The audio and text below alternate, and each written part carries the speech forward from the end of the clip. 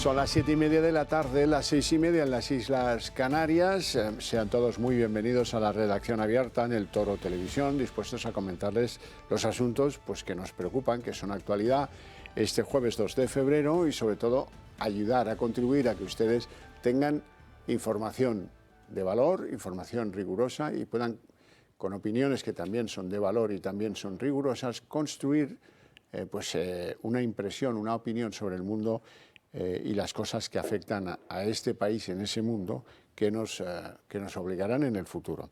Hoy haremos una cosa un poco extraña. Vamos a empezar con los datos del desempleo, porque ¿qué es lo que nos preocupa a los que nos asomamos frecuentemente porque somos economistas o porque nos interesa la economía? ¿Qué es lo que nos ocupa y lo que nos preocupa? El desempleo.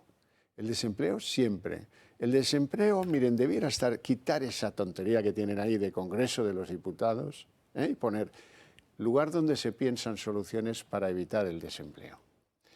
Este es el problema nuclear de la sociedad española. Si todos tuviéramos, si tuviéramos un paro razonable y no tuviéramos los 3.400.000 que luego les vamos a demostrar que tenemos de desempleados y subiendo, pues hombre, esto sería pues apretarse el cinturón una temporada, pero no.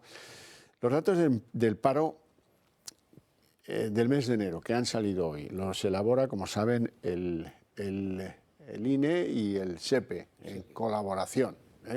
Bueno, ¿qué dicen estos datos? Dicen que el dato paro oficial está en 2.908.000 tal, y reconocen que ha aumentado en 70.744 personas. La afiliación de la Seguridad Social ha perdido en enero 215.000 personajes que estábamos llevando la peana del santo y lo que pesa la peana del santo. Bueno, pues ahora se lo vamos a contar al estilo de esta casa. Esto es importante, que entiendan que insistimos y no pararemos hasta que se haga bien. ¿Cómo son los datos del paro?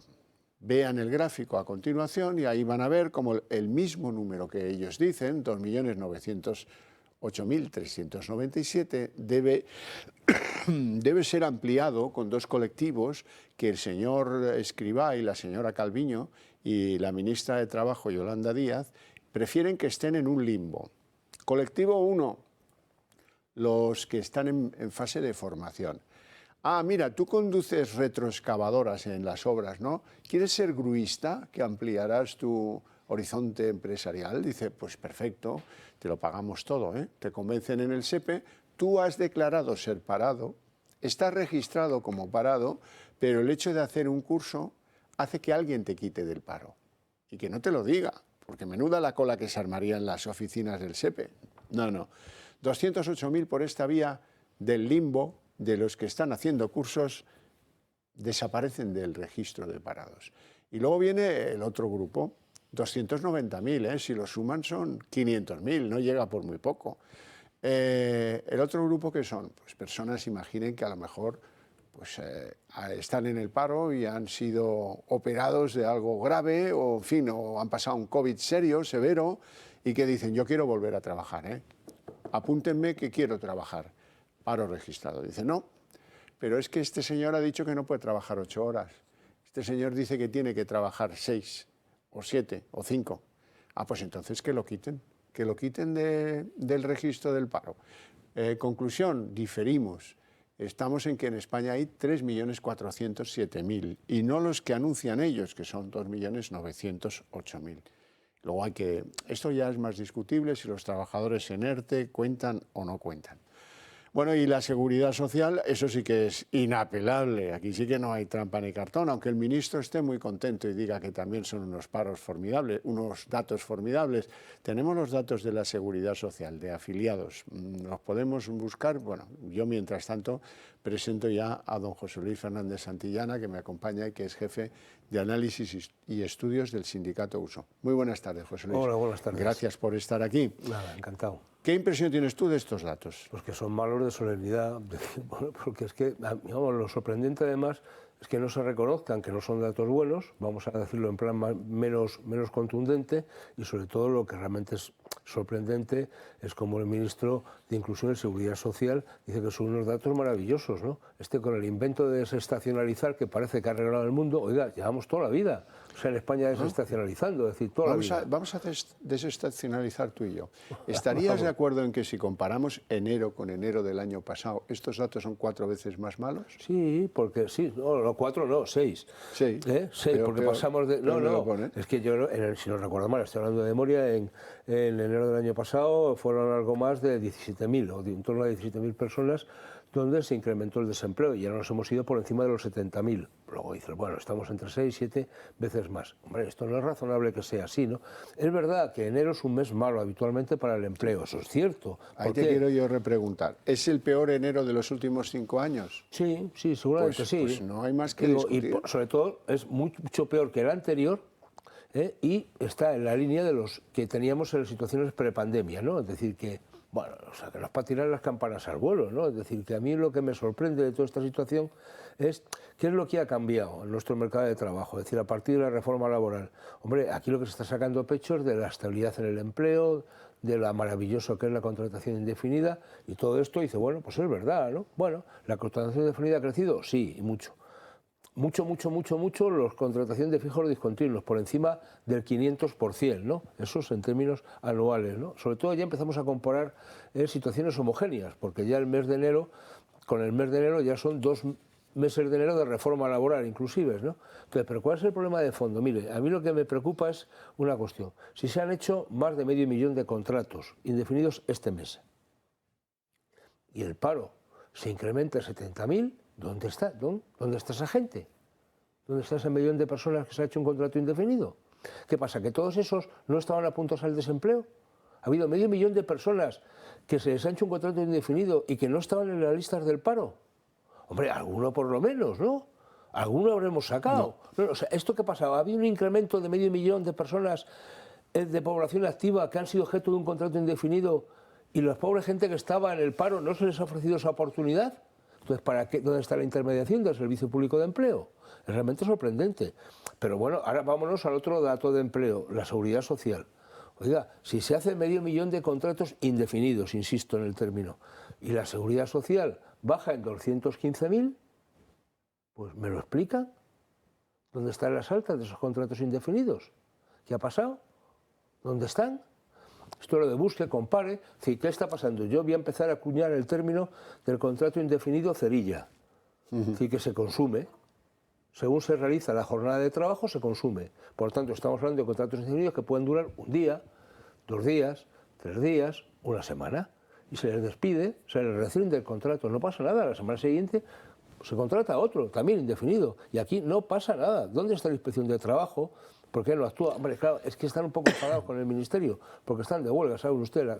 Están un poco protestando porque no tienen ni medios humanos ni recursos para poder hacer su función. Entonces, esto es una tomadura de pelo. Es decir, lo que nos están contando, que los contratos indefinidos, vale, tienen esa denominación, todo el mundo saca pecho con ellos, pero esto no funciona. Las cuentas a mí no me salen, a mí particularmente no me salen. Y yo creo que a cualquiera que vea los datos con un poquito de profundidad tampoco le pueden salir.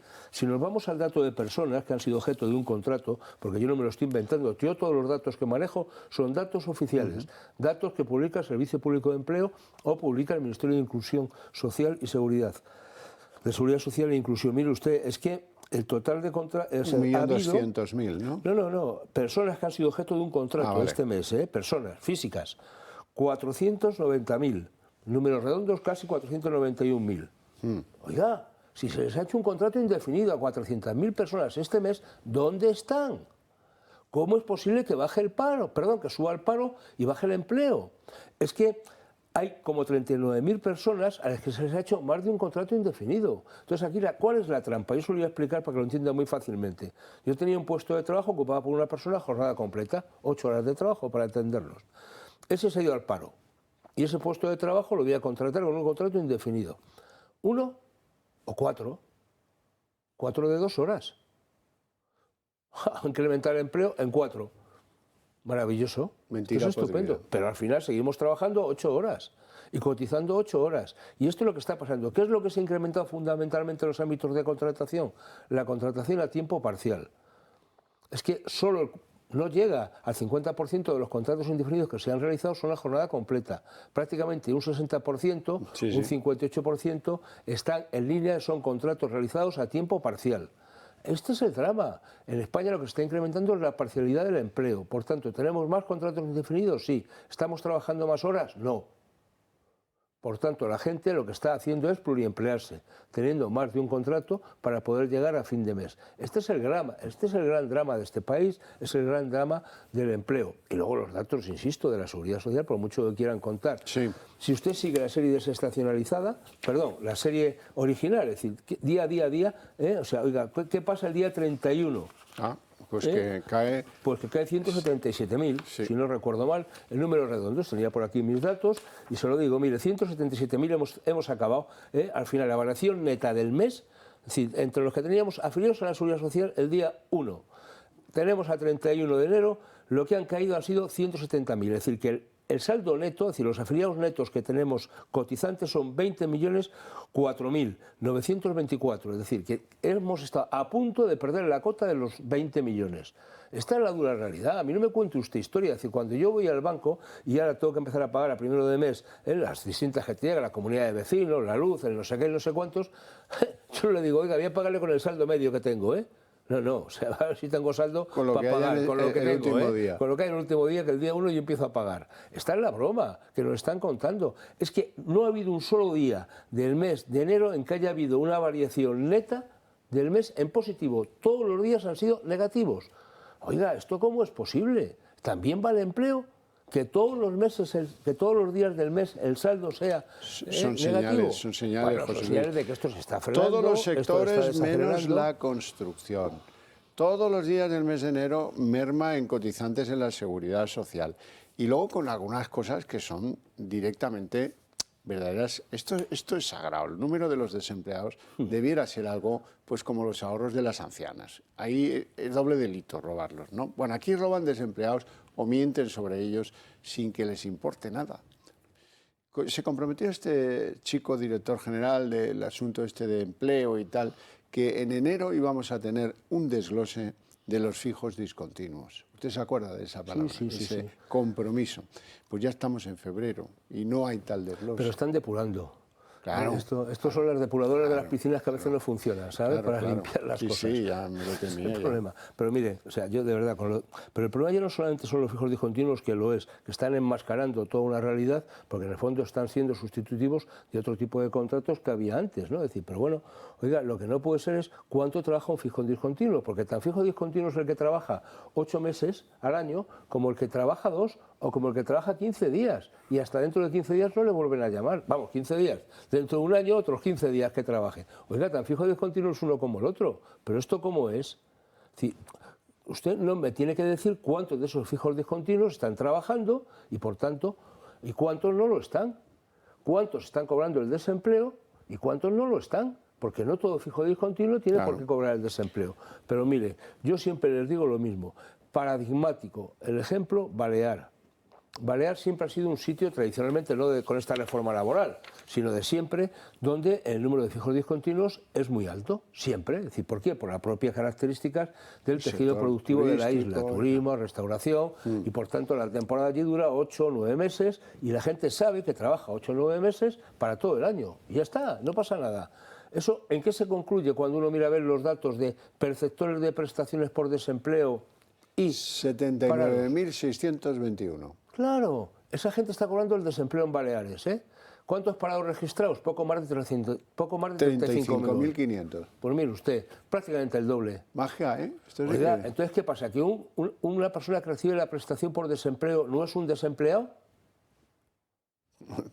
Pero entonces no es un parado registrado. Entonces me tienen que decir por qué no es igual un desempleado que está apuntado en el Servicio Público de Empleo, un desempleado, y un parado registrado. ¿Qué diferencia hay? Entonces vamos a ver si al menos somos capaces de ponernos de acuerdo en la nomenclatura. ¿Qué es un parado en este país? ¿Qué es? Yo lo tengo muy claro. Es una persona que no trabaja, se ha inscrito y que quiere trabajar y se ha inscrito buscando un trabajo. Ya está, así de simple. Es que es como lo de los ERTE, de acuerdo, vale, tienen un contrato y que van a volver a trabajar seguro, pero durante el periodo de inactividad esa gente no está trabajando y sin embargo está cobrando una prestación. Oiga, vamos a hacer las cosas bien. Usted me lo separa seguir en columnas. Columna de los ERTE, 15.000. Columna de los fijos discontinuos, los que fuere. Oiga, en el conjunto del año, contratos de fijos discontinuos o gente que haya estado 850.000. ¿Cuántos pueden estar activos ahora? 450.000, 500. Es decir, que podemos tener 500.000 de fijos discontinuos en inactividad fácilmente. No tengo el dato exacto, pero es lo que yo calculo. Pero eso es lo que le estamos pidiendo. Es lo que venimos reclamando. Dígamelo. Esto es tan sencillo como programar darle una tecla en el ordenador central del SEPE. No es muy complicado, ¿eh? Porque ellos saben a quién se le paga la prestación y a quién no. Y sabe en función de qué. Pero mire, o sea, aquí el dato tan claro es que al final ni siquiera se ponen de acuerdo entre la Seguridad Social y el propio SEPE, ¿no? Es decir, porque ya se ven los datos cómo se cruzan, ¿no? Mire, a mí, en cualquier caso, lo que más me ha molestado hoy, lo digo con todo el cariño del mundo, ha sido las declaraciones del ministro Escrivá alabando la bondad de los datos. Que se lo digan a los más de 43.000 afiliados que han perdido su puesto de trabajo en el sector de la hostelería, que lleva mes tras mes siendo duramente castigado. Oiga, si somos un país de servicios, un país que vivimos en buena medida del turismo, y al turismo hay que atenderle, bien con un hotel, bien con un buen restaurante, etcétera, un bar de tapas, lo que quiera usted. Pero es que 40.000, más de 40.000 en la calle en este mes, pero ¿cómo se puede estar satisfecho de esta cuestión? Pequeño comercio, los segundos que más caen, y todo lo que tiene que ver con reparación de vehículos. La gente no repara los coches, no tiene dinero para llevarlo un coche a que le hagan la revisión o lo lleven. Es que esto es tremendo, ¿no? Es decir, me parece que este tipo de situaciones, este gobierno tiene que ser un poquito más sensible y por lo menos contarnos la verdad. Y a partir de ahí, bueno, vale, vamos a colaborar todos, vamos a poner medidas para que esto salga adelante, lo que haga falta, ¿eh? Pero lo que no me puede usted decir es que todo está maravillosamente bien y usted me está diciendo que al final me tiene que subsidiar, me tiene que dar una ayuda, si me tiene que hacer no sé qué. Si el que mide el problema engaña con la medición, no lo vamos a resolver nunca. Nunca.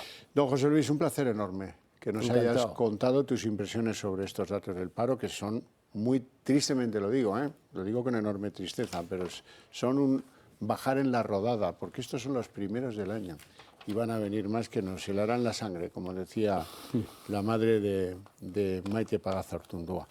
¿Qué dice Lorenzo Amor, el presidente de ATA, la Asociación de Autónomos? Vamos a ver qué explicación da él a que los autónomos también hayan caído estrepitosamente y a quién hace responsable. Se han perdido 20.800 autónomos en enero del año 2023. La peor cifra desde el año 2012. Cada día del mes de enero se han perdido 671 autónomos. No se puede seguir poniendo trabas a autónomos, a empresas. Esto está reflejando este frenazo en la creación de empleo, pero también está constatando día a día la pérdida de autónomos. Bueno, pues ya lo ven. Distinto a lo que van a ver en Televisión Española, en La Sexta, en Antena 3, en Telecinco. ¿Por qué? Pues porque aquí hay rigor. Y aquí no hay compromiso con el gobierno, al contrario, el compromiso lo tenemos con los desempleados. Otros miran para otro lado. Y hoy esta será una noticia que no saldrá en ese telediario o no saldrá en ese programa y hablaremos de paparruchas. Pero de esto, que es central, nuclear, no se hablará. Bueno, luego se lo recordaré cuando hablemos del Club de Amigos. Nos vamos a algunos asuntos internacionales que yo quiero que conozcan. Por ejemplo, que Portugal ha echado el freno y la marcha atrás en materia de eutanasia. Lo ha decidido su Tribunal Supremo y parece que están más tranquilos los ánimos. Nuestro país vecino ha paralizado la ley de eutanasia, ya que el Tribunal Constitucional falla en contra de una nueva versión de dicha norma. La ley se aprobó en el Parlamento portugués el pasado diciembre por una amplia mayoría. Es la segunda vez que los magistrados devuelven el texto por fallos en el mismo. El presidente del Tribunal Constitucional lo ha calificado como algo intolerable, y así debe ser. João Pedro, el presidente, dictaminó revocar la ley al considerar que algunos puntos de la norma entraban en conflicto con la Carta Magna del país. Por su parte, una de las impulsoras del texto, la socialista Isabel Moreira, afirma que se alegra porque han rechazado la la ley por tratarse de un motivo de forma y no de fondo.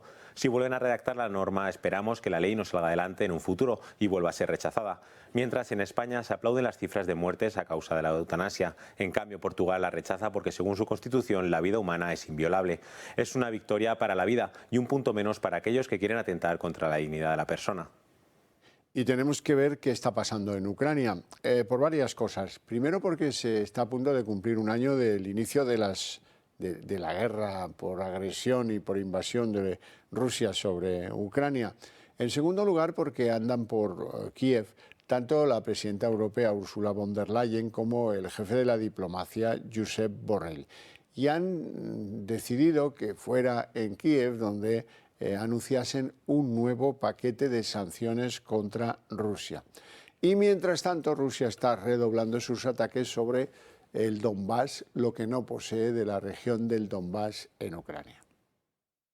A pocos días de cumplirse un año del inicio de la guerra en Ucrania, la Unión Europea anuncia el 10º paquete de sanciones contra Rusia. Así lo ha detallado la presidenta de la Comisión Europea, Ursula von der Leyen, durante su visita a Kiev esta mañana. Exactamente un año después, desde que comenzó la invasión, pretendemos tener listo el 10º paquete de sanciones. Von der Leyen ha insistido además en que Rusia no quedará impune por los crímenes de guerra y que pagará por la reconstrucción del país. Rusia también tendrá que pagar por la destrucción que ha causado y tendrá que contribuir a la reconstrucción de Ucrania. Exploramos con nuestros socios cómo utilizar los activos rusos congelados.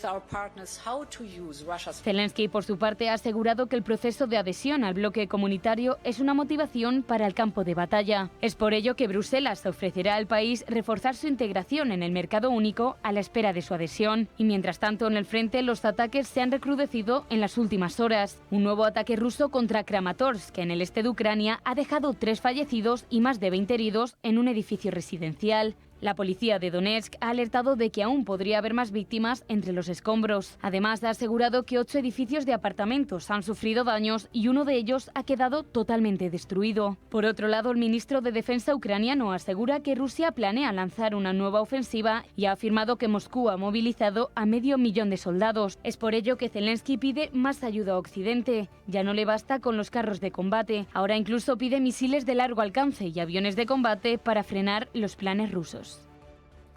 Volvamos a España. La pregunta que les voy a hacer es un poco técnica, lo admito, pero interesante.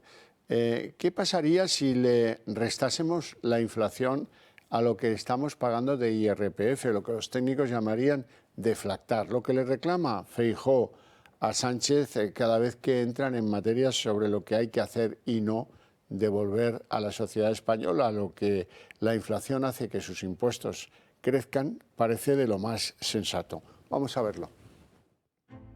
Según la Autoridad Independiente de Responsabilidad Fiscal, el Estado recaudó en 2022 109.000 millones de euros en IRPF, el mayor crecimiento anual de recaudación de la historia de España. Un récord posible gracias al crecimiento del empleo, los salarios y las pensiones, pero también a que el Gobierno decidió no deflactar la tarifa estatal del IRPF, por lo que los trabajadores, además de ver cómo sus salarios crecieron mucho menos de lo que lo hizo la inflación, pagaron al fisco más IRPF. Y si el Gobierno deflactara la tarifa estatal de este impuesto directo, ¿cuánto dinero más nos llegaría a final de cada mes? Si tomamos como ejemplo a un trabajador residente en la Comunidad de Madrid con un contrato fijo y un salario bruto anual de unos 24.000 euros, el salario medio de los españoles, este 2023 se le aplicaría un tipo de IRPF del 16,59%. Es decir, que después de las retenciones de Hacienda y de las contribuciones a la Seguridad Social, le quedarían unos 1.500 euros mensuales. Pero si se deflactase la tarifa estatal del IRPF, este tipo bajaría hasta poco más del 5%, lo que el ahorro mensual sería de algo más de 200 euros. Cuanto más se ingresa, menor sería el ahorro mensual, beneficiando por tanto a las rentas medias y bajas. Eso sí, cuando se produce el salto por encima de la última horquilla de la tarifa estatal, que este 2023 se sitúa en los 300.000 euros, el ahorro para las rentas mayores sería significativa y proporcionalmente también mayor. Así que teniendo en cuenta que los 109.000 millones de euros recaudados en 2022 por IRPF podrían suplirse dejando de gastar en subvenciones a los grandes sindicatos, cuyo personal, según publica El Debate, costó entre Comisiones Obreras en 2019 y UGT en 2021 más de 17.000 millones de euros, o cerrando ministerios inservibles como el de Igualdad, que este año se granjea 573 millones de euros, teniendo en cuenta además el exceso de recaudación del 2022 superior a los 16.400 millones de euros, o la presión fiscal de los españoles, que es muy superior a la media europea. ¿Por qué en lugar de dar Pedro Sánchez tantas ayudas,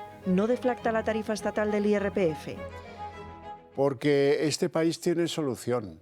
Lo que no tiene solución es este gobierno. Porque esto es una sinvergonzonería descomunal. Nos vamos a publicidad y a la vuelta continuamos.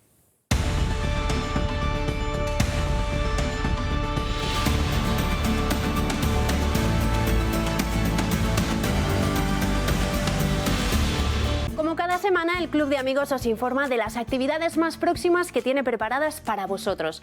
El miércoles 8 de febrero a las 7 de la tarde comienza el recorrido por los castillos españoles. La primera parada son los castillos de Valladolid y de León, con Mar Cristóbal. Hablará sobre su construcción, su estructura, su historia y el por qué y para qué se construyeron. El viernes 10 de febrero a las 10 de la mañana os espera el Teatro Real de Madrid para recorrer sus diferentes estancias, observar la estructura del edificio, la decoración de los espacios públicos, conocer el funcionamiento de un teatro de ópera y muchas curiosidades que en él se alojan. El lunes 13 de febrero a las 6:30 de la tarde estará de nuevo en el Club de Amigos Juan Zaragoza. Hablará de la glándula pineal y su importancia en nuestro cuerpo.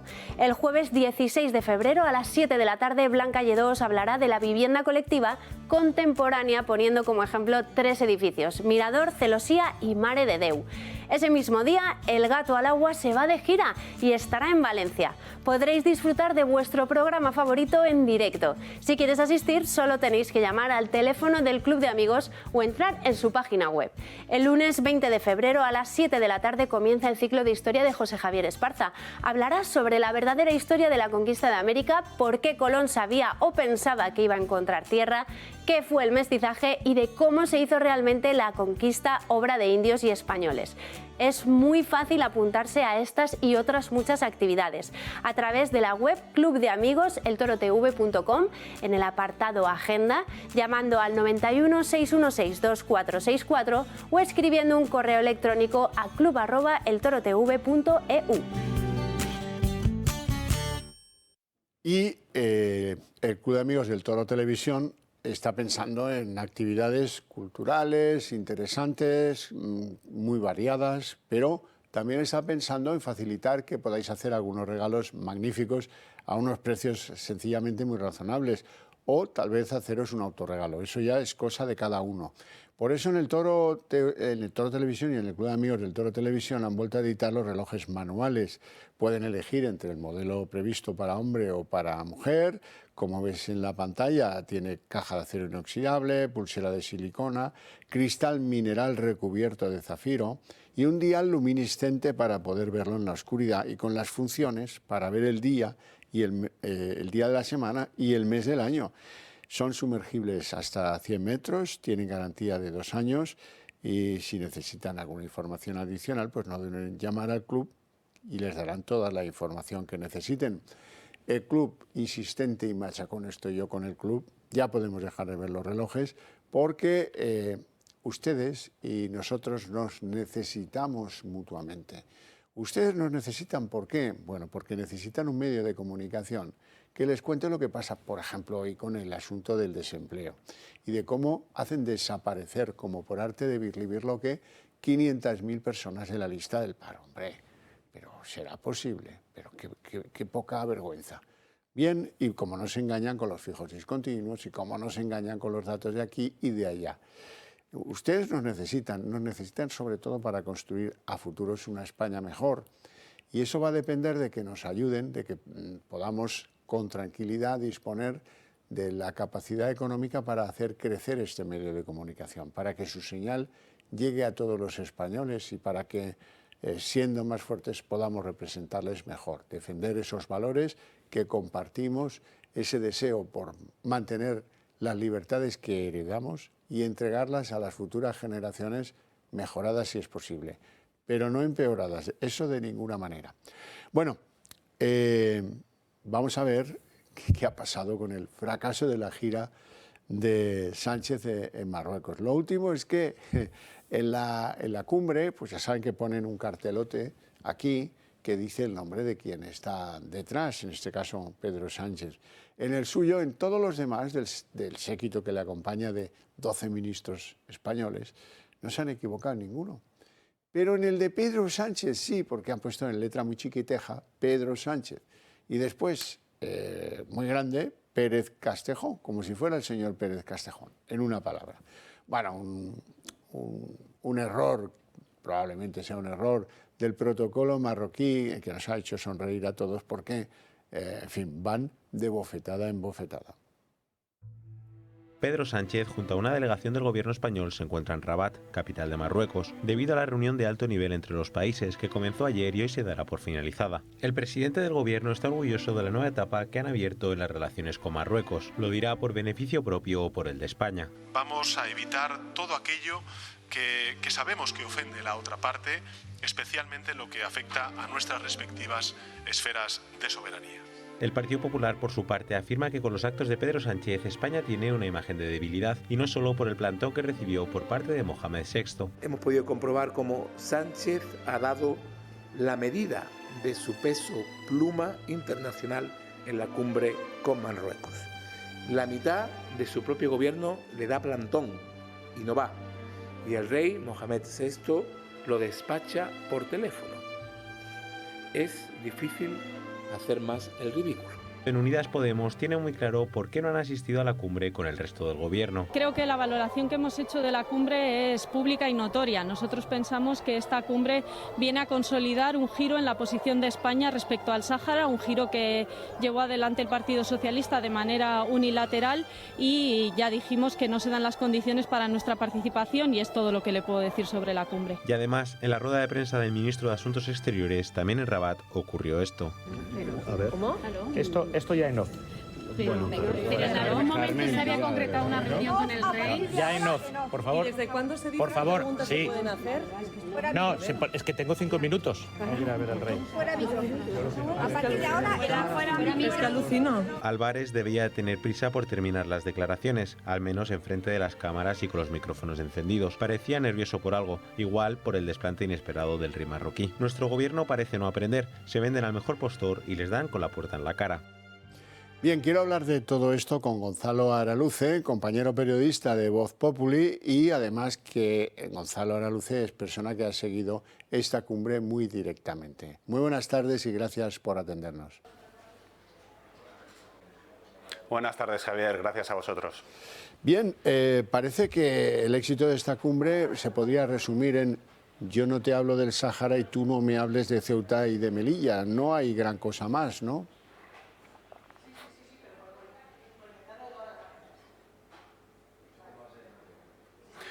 Esta es una reunión que el gobierno siempre ha vendido y efectivamente se trata de una reunión de alto nivel. Hacía muchísimos años que no se veían de esta manera las caras a ambos lados del estrecho, y todo llega en un momento fundamental. Efectivamente llega en un momento en el que España ha dado un brusco giro sobre su política habitual sobre el Sáhara Occidental, reconociendo el plan de soberanía de Marruecos sobre el Sáhara Occidental, pero sin embargo sobre Marruecos hemos escuchado algunos mensajes un poco, no voy a decir que contradictorios, pero sí que confusos, ¿no? En las últimas fechas hemos visto mensajes por parte de Rabat incidiendo en que Ceuta y Melilla se tratan de territorios ocupados y que no hay fronteras terrestres entre España y Marruecos.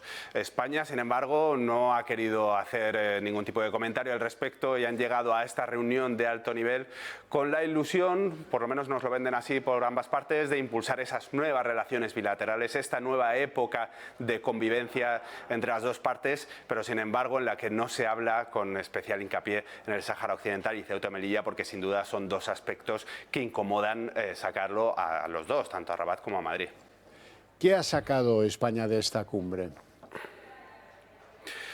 España desde hace mucho tiempo lo que quería era sellar a toda costa la paz con Marruecos. Tenemos que recordar de dónde venimos y a dónde vamos y en qué situación nos encontramos ahora. ¿De dónde venimos? Nos encontramos con una de las mayores crisis diplomáticas que había entre España y Marruecos en los últimos tiempos. La entrada de Brahim Gali, el líder del Frente Polisario, en un hospital de Logroño, y luego la entrada de miles de personas por vías irregulares en Ceuta, pues marcaron esa crisis total entre las dos partes. Hay voces que apuntan a que, al fin y al cabo, Marruecos también haya exagerado esta crisis diplomática con el objetivo de sacar un mayor rédito a las relaciones con España. Y en este caso han sacado una parte bastante importante, a su parecer, que es el reconocimiento de ese plan de soberanía sobre el Sáhara. Lo consiguieron previamente con Estados Unidos, con la administración Trump, y lo ha mantenido la administración de Joe Biden, y ahora lo ha reconocido también por parte España. Para Marruecos eso es fundamental. Ahora se tiene que abordar, se supone que una veintena de puntos en materia de inmigración, de seguridad, aspectos comerciales, entre los que España y Marruecos tienen que llegar a buen puerto. Veremos a ver qué sale de todo esto, tendremos que verlo, pero no podemos olvidar que Marruecos, su política exterior hacia España siempre ha sido un poco volátil, y donde hoy te he visto, mañana no te veo. Veremos cómo termina todo esto. Ambas partes hablan de reconciliación y de nueva época, pero veremos dónde nos lleva. Es lógico que tras el plantón Sánchez le dé las gracias al rey de Marruecos. Esto ha sido uno de los puntos que ha marcado sin lugar a dudas esta reunión de alto nivel. En esferas diplomáticas, en la prensa marroquí, en los últimos meses se ha hablado de que el gran símbolo de esta reunión iba a ser el encuentro entre Mohamed VI y Pedro Sánchez. Sería una fotografía que a nivel diplomático sería total, esa reconciliación sería absoluta. Sin embargo, Mohamed VI ha decidido no romper con sus vacaciones en Gabón, se ha quedado allí y no ofrecer esta fotografía. Puede recordar un poco a cuando Sánchez dijo que iba a verse con Joe Biden, ¿verdad? Iba a hacer una gran cumbre con él y al final fue un encuentro en un pasillo. Pues nos encontramos un poco parecido. Ahora mismo Pedro Sánchez ha viajado hasta allí y ahora el gobierno nos intenta hacer ver que nunca estuvo sobre la agenda esta reunión con Mohamed VI, pero en realidad ese mensaje ya había calado y nunca se había desmentido. Y en el último momento se frustró y se quedó en una simple llamada telefónica que ambas partes finiquitaron con un comunicado escueto hablando de que la sintonía era total. ¿Qué novedades hay respecto del yihadista de Algeciras, sobre todo teniendo en cuenta que Marruecos dice que España no le solicitó nunca que lo reincorporasen a territorio marroquí después de expulsarle? Este es uno de los puntos que se supone que sí tienen que abordar en esta reunión de alto nivel. El Ministerio del Interior va a abordar con el Ministerio del Interior marroquí el tema de las devoluciones de inmigrantes que se encuentran en nuestro país. En el último año apenas se devolvió un 9,7% de los inmigrantes que llegaron a España, se devolvieron a Marruecos. Son cifras muy bajas en comparación con las grandes cifras que se reciben. El supuesto yihadista, el gobierno todavía habla con cautela de un posible ataque terrorista, prefieren mantener la calma y dicen que hay investigación todavía por determinar. Se encontraba en situación irregular en España y tenía que haber sido devuelto a Marruecos en un acuerdo, en una decisión que se tomó hace varios meses. Sin embargo, esta persona tenía pequeños enfrentamientos, problemas en Algeciras. La policía lo conocía por sus problemas con el alcohol, por posibles enfrentamientos que había en la vivienda que vivía. Era una infravivienda que había mucha gente dentro, pero en los últimos meses abandonó el alcohol y se autorradicalizó de forma completa. Esto es un patrón que se da a menudo en estos actores lobos solitarios que intentan remendar una vida de pecado o de tropiezos, pues entregándose al máximo a Alá, llevando la yihad al máximo extremo, que es perpetrando este tipo de ataques. Todavía se tiene que determinar en qué situación se encuentra esta persona. Se ha pedido un análisis forense sobre su estado psiquiátrico y veremos a ver a qué conduce todo esto, pero la Guardia Civil, la Policía Nacional extreman las medidas de seguridad para evitar que volvamos a vivir un episodio de las mismas características. Gonzalo Araluce, te agradezco mucho tu participación en el programa y te mando un fuerte abrazo. Gracias a vosotros, como siempre, un saludo. Bueno, tengo yo que hablarles de un informe de la Guardia Civil que ha aparecido en el que desde hace meses, desde diciembre, advierten de que tal vez Daesh, tal vez el yihadismo de otras naturalezas hayan decidido enviar mensajes a sus terminales activos, a los llamados lobos solitarios, sugiriéndoles que actúen aunque sea con armas muy básicas, en lugares que se consideran blandos en términos de seguridad, en lugares donde no haya seguridad. Por ejemplo, el caso de la iglesia de Algeciras, donde este desalmado acabó con la vida del sacristán Diego Valencia. Vamos a ver qué dice ese informe. Ha pasado una semana desde el ataque yihadista de Algeciras en el que un marroquí asesinó al sacristán de la parroquia e hirió al sacerdote de otra. El asesino, Yassine Kanja, cometió el atentado al grito de Alá es grande y muerta a los cristianos y se radicalizó en apenas un mes. El alcalde de esta ciudad, José Ignacio Landaluce, ha advertido en varias ocasiones de la falta de agentes en la ciudad gaditana. Sin embargo, un informe de diciembre de la Guardia Civil ha hecho saltar todas las alarmas. En dicho informe se analizaba la situación del terrorismo, tanto fuera como dentro de nuestras fronteras, y donde se advertía que los yihadistas pondrían el foco en los objetivos blandos o poco protegidos. Además, elaboraron un perfil de yihadistas radicales, un agente solitario, autorradicalizado en pocos meses y sin experiencia de combate en el extranjero. Todas estas características son compatibles con el asesino del sacristán de Algeciras. Ahora los abogados de Kanja piden un examen mental. Sin embargo, todo apunta a que lo hizo de manera totalmente consciente, ya que delante del juez aseguró que si sale a la calle lo volvería a hacer.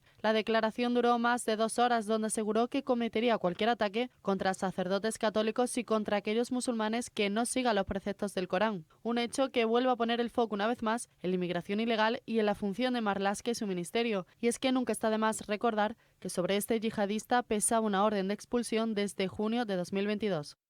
Pero vamos a ver, un poquito de paciencia. Dice que análisis psiquiátrico para ver si está mentalmente bien o mal de la cabeza. Yo creo que todos los que cometen atentados y le cortan el cuello o matan a machetazos a un inocente, pues están bastante mal de la cabeza. No hace falta que me lo venga a contar un psiquiatra. Punto 1. Punto 2. Este hombre comete lo que comete al grito de Alá es grande.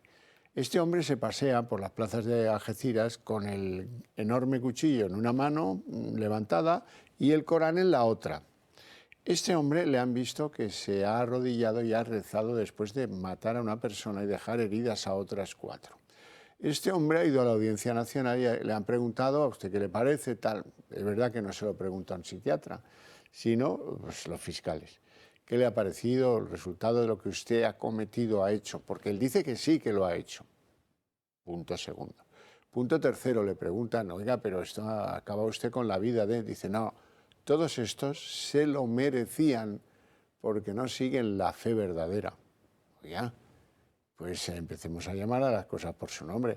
Que esté un poco mal de la cabeza no significa que no sea un tío radicalizado en la doctrina del yihadismo. Eso lo prueban los documentos que han aparecido en su casa. Digo yo que no hay que andarse con tanto misterio. Esto es propio de Marlaska, que él querrá edulcorar esto y que parezca otra cosa diferente, porque ahora, claro, pues como es marroquí, 25 años, la criatura, pues incomoda mucho hablar de esto. Y les incomoda enormemente que la gente cuente pues que no es un chico que ha llegado en patera. No, este vino en moto de agua. Sí. Y vino con un móvil de segunda generación, claro. Y vino, pues, como decía antes Gonzalo Araluce, pues le daba al alcohol, pero vamos, no se imaginan de qué forma se le veía borracho por las calles en Algeciras, hasta que hace un mes pues decidió radicalizarse. Bueno, bien, sí, pero esto es un atentado de odio religioso. Esto es un atentado de los que hacen otros yihadistas en Francia, en Bélgica o en Alemania.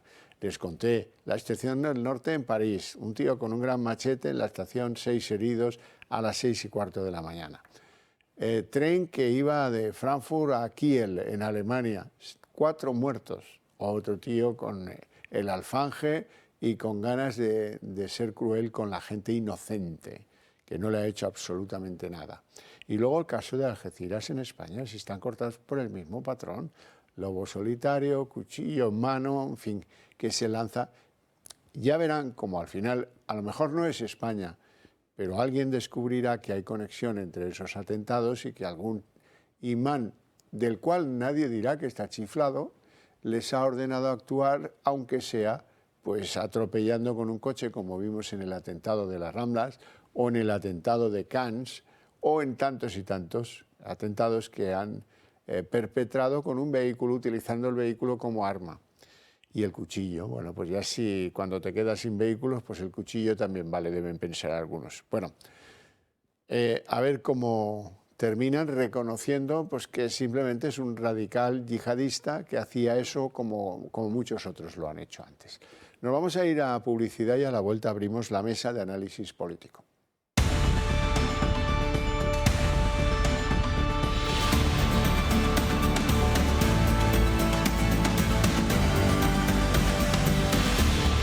Estamos en el corazón de Madrid, en la Castellana, y hoy os vamos a mostrar cómo una casa de acogida está sembrando el pánico en el barrio. ¿Trafican los menores? ¿Para pillar? ¿Qué quieres pillar, mi vida? Pues, claro, ¿qué quieres? ¿Coger un gramito, mi vida? Lo que no se puede hacer es hoy está poniendo así, mañana hacemos 4 tiros solos. Prostitución, tráfico de drogas y menas. Estos son los menores saliendo a las 12 de la noche.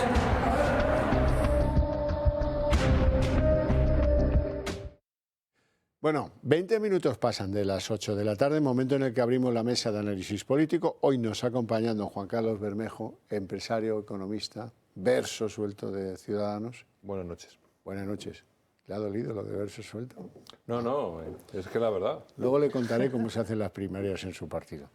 Creo que usted tiene idea de cómo se hacen más que yo, pero bueno, en cualquier caso, por si acaso hay dudas. Don Miguel Ángel Ferrero, ¿cómo estamos? ¿Cómo estamos? Abogado, especialista en temas penales, analista político, expolítico. Sí. Bienvenido y muchas gracias. Gracias. Vamos a empezar por un tema que yo creo que muchos no necesitan que se lo explique nadie, pero quiero que oigan a Ione Negativo Belarra.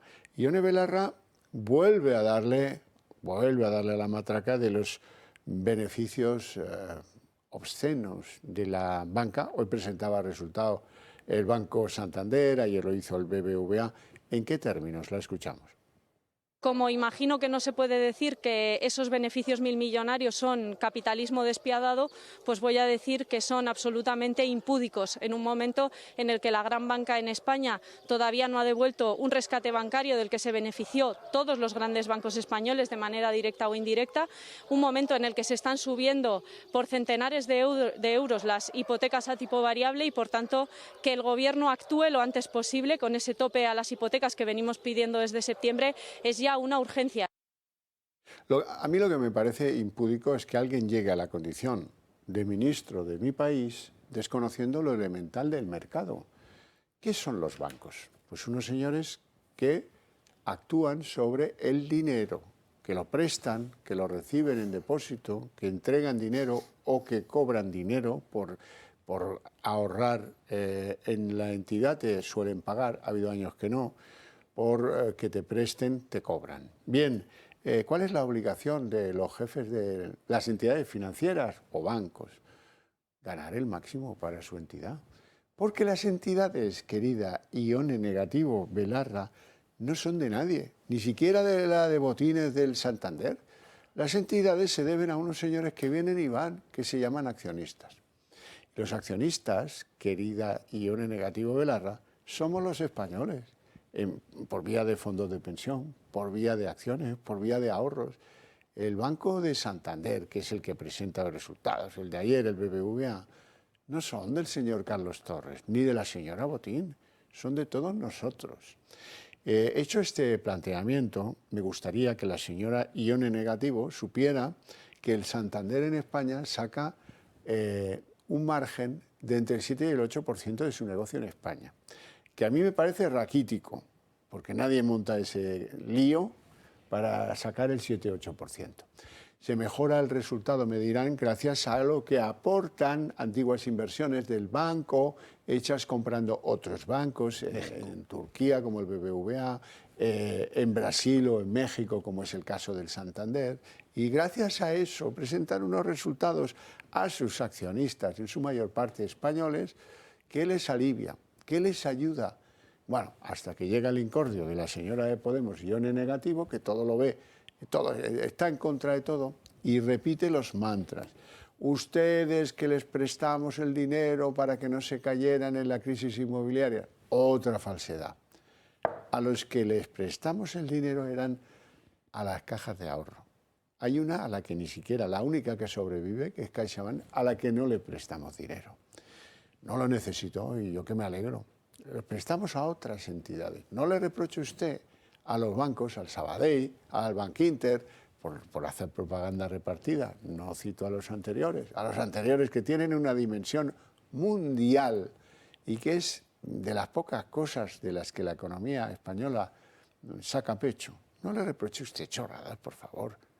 ¿Qué quiere? ¿Hundirlos reputacionalmente, que parezcan los malos de la película? Bermejo. Bueno, yo le diría a Ione Negativo, como dice usted, que si quiere conseguir mejores condiciones hipotecarias, porque ya hoy el Banco Central Europeo ha subido al 3, ¿no? Creo, los tipos. Así es. Lo que tiene que hacer el gobierno a lo mejor es dar más licencias bancarias, porque ahora mismo es verdad que hay un oligopolio después de la concentración que hubo con las cajas. Entonces, si otorgamos más licencias bancarias, pues entonces aumentamos la competencia y a lo mejor obtenemos mejores condiciones. Y luego otra cosa. Desarrolle el gobierno la caja postal, que fue un instrumento que también público. Fue un banco, ¿no? Un prestamista. Público. Entonces, y luego cuando dice el gobernador del Banco de España, que, por ejemplo, ¿no? el COS dice que hay que hacer un pacto de renta, ¿no? para solucionar los problemas estos que tenemos, sobre todo con el tema de las pensiones y tal. Bueno, pues hay que meter a los trabajadores, a los empresarios, al gobierno, pero también a los bancos en ese pacto de rentas, porque las rentas que se reciben de los bancos últimamente son muy escasas. Tenemos los tipos al 3 y los bancos no están pagando dividendos por los pasivos. No están pagando intereses. A eso me refiero. Entonces, ahí hay que también apretar un poquito, porque claro, eso es antinatura. Eso es antinatura. Que se puede competir con los bancos. Coja usted la caja postal o el ICO, ponga oficinas en media España y diga, vengan aquí que yo les pagaré lo que cuesta la inflación, por dejar aquí sus depósitos. Verán que, pero sí hay colas para comprar letras del Tesoro, como no ha habido nunca. Han reventado el sistema informático para reservar letrillas del Tesoro. Pero claro, pues oiga, monte el banco Podemita, a ver quién va. En fin, Miguel Ángel. Pues fíjate, yo me gustaría añadir algo más, ¿no? Esto es lo que se llaman impuestos cortina. Se pone la cortina, o impuesto capote también vale, ¿no? Se pone un capote y ya nadie ve lo que está pasando detrás, ¿no? Se nos olvida el impuesto, que es uno de los más tremendos que tenemos y los peores, que es el de la inflación, el impuesto que nos ha llevado a tener un incremento de un 16% en el IRPF, el 16% de ingresos superiores en el IVA, el impuesto de los incrementos de los tramos, ¿no? Porque claro, con esa inflación, el que menos tiene, las clases menos privilegiadas, son las que están sufriendo el incrementar su tramo dentro del IRPF por efecto del impuesto progresivo. Eso no lo ve la señora Velarde. Claro, pero hablamos de unos porcentajes tremendos. Estamos hablando de un 13% de inflación en 2 años. Estamos hablando de un empobrecimiento que hemos sufrido todos. Ya no en la cesta de la compra, en todo lo demás estamos sufriendo. Entonces, esto es lo que sirve para que no solamente Belarra, sino como estamos en elecciones también, pues posteriormente ha salido Reyes Maroto a intentar abonar un poco más con el famoso impuesto a la banca, ¿no? Ese impuesto a la banca pues será un impuesto más de todos los impuestos que tenemos. En vez de favorecer el que haya una libre competencia para abaratar los préstamos, en vez de no hacer una expansión monetaria para que no existan ahora unos tipos desatados, que es lo que está generando a los bancos unos ingresos también mayores, ese 8%, por cierto, si tenemos en cuenta la inflación que ha habido, en fin, no es un incremento tan voraz. Lo que pasa es que, claro, si intentamos contar mentiras, decimos, no, es que ha crecido un 32%, teniendo en cuenta lo de México, teniendo en cuenta Brasil, teniendo en cuenta Turquía, pues estamos engañando, ¿no? Estamos contando las cosas que no son verdad. Y es que los fríos datos, los datos de la verdad, son los que destapan esto, ¿no? Siendo que eso es actividad privada. Pertenece a unos accionistas a los que no les puedes imponer muchas cosas. ¿Qué pasará con los...? ¿Se imagina la señora Ione Negativo Belarra? ¿Quiénes son los accionistas del Santander? Pues el 60% de ellos, fondos de inversión de medio mundo, de Noruega, de Estados Unidos, de Singapur, de Japón. Sitio. ¿Y esos qué harán si aquí sienten que su inversión se ve poco comprendida, criticada, por el gobierno de España, pues yo le pondría una nota al que toma decisiones en el fondo y le diría, mira, ¿sabes qué? Vamos a llevárnoslo a un banco donde no estén sufriendo los chuzos de punta que les arrean ministros del gobierno. Sin duda eso va a pasar. ¿Y eso va a ser bueno o malo? ¿Y o negativo? ¿Cómo va a ser eso para España? Rematadamente malo. ¿No? Sobre eso no tenemos dudas, ¿no? Pero además por medio de algoritmos. Es que es automático. Es que los fondos de inversión desinvierten de una manera automatizada en décimas de segundo, en milésimas de segundo. Y competimos. Claro, el valor Santander o el valor BBVA compite con un montón de bancos internacionales que buscan lo mismo, captar inversores. Se lo han ganado porque sus números les parece que el precio es adecuado o barato incluso, y por eso han comprado acciones del banco. Pero por eso digo que quizá es un impuesto cortina. Digo el que ha hablado Reyes Marto más del que ha hablado Belarra, ¿no? Que habla del impuesto a la banca, ¿no? Es un impuesto cortina teniendo en cuenta este 13% de inflación en 2 años, ¿no? Pero fíjate... Para decir, a los ricos les vamos a sangrar. Esto lo estemos haciendo muy bien. Os vamos a ayudar porque le vamos a crujir, ¿no? Claro, eso es lo que está detrás. Fíjate, el impuesto a los bancos... Es evidente que lo van a repercutir a sus clientes, ellos no van a pagar ese impuesto, ¿eh? Así es que si yo fuera el advisor del fondo, no les daría un toque de atención a mis clientes que me dicen vigila la inversión en el Banco Santander. Sí se la daría, en cambio, cuando oigo de una ministra del Gobierno que, oiga, paralicen lo que están cobrando por las hipotecas. ¿Cómo vamos a paralizar el servicio que presta un banco? Pues hombre, a lo mejor se les puede pedir que hagan un parón de 6 meses en atención a qué tal y que luego se recupere, pero esto es lo que quieren es bloquear el negocio de la banca con las hipotecas. ¿Y quién financiará a los españoles si eso pasa? Bermejo, sí que de verdad que la imprudencia es muy atrevida, ¿eh? La ignorancia todavía más. Bueno, las elecciones que están ahí encima, dices, bueno, tienes un argumento ahora, ¿qué puedo decir? Pues vamos a parar esto de las hipotecas. Bueno, pues ya está, dicen cualquier gansada y ya está. Lo que pasa es que ella tendría que sufrirlo en sus propias carnes, ¿no? Es decir, quieres comprarte una casa, si estás poniendo esas normas, pues los bancos no te van a dar crédito. Es así de simple, o lo van a restringir. El negocio, además de los bancos, hoy por hoy, son las comisiones. Con lo que se están forrando los bancos, básicamente, son con las comisiones de intermediación, los cambios de divisas, todo eso es el negocio de los bancos hoy. La gestión de un fondo. Porque no necesitan liquidez como antes, no necesitan captar los pasivos de la gente, porque les sale el dinero por las orejas. No quieren crecer. Y lo que tienen es muchísima exposición de crédito, sobre todo de ladrillo y de fallidos, ¿no? Y provisiones que les obligan a hacer. Y ya veremos ahora a ver qué pasa en abril, porque hay que devolver los ICOs de que se firmaron hace 3 años. A ver... O volver a prorrogar. A ver a prorrogarlos. Y eso son provisiones en los balances. Sí. Pero la expansión crediticia también es una parte del negocio. Y la expansión crediticia, o sea, que han tenido los bancos centrales, son los que han dado estos beneficios. O sea, que quede claro que desde los estados se ha generado ese beneficio. Eso lo que hay que hacer es que lo que quieres es que no tenga ese beneficio, lo que tienes que hacer es no tener una expansión crediticia como la que se ha tenido anteriormente. Claro. Vengan aquí y recojan dinero, le decía el Banco Central Europeo. Claro. Sí, dejar de y ahora, ¿qué hacen los bancos? En lo que a mí me parece un alarde de responsabilidad. Tratar de devolver al Banco Central Europeo el máximo. Claro. Sí, hay que quitar dinero de circulación. Lo que tienen que hacer, está muy bien. Bueno, cambiamos aquí de asunto y los bancos ya se saben defender sobradamente ellos solos. Y vamos a hablar de la ley del solo sí es sí, que continúa, bueno, traca, porque no se ponen de acuerdo.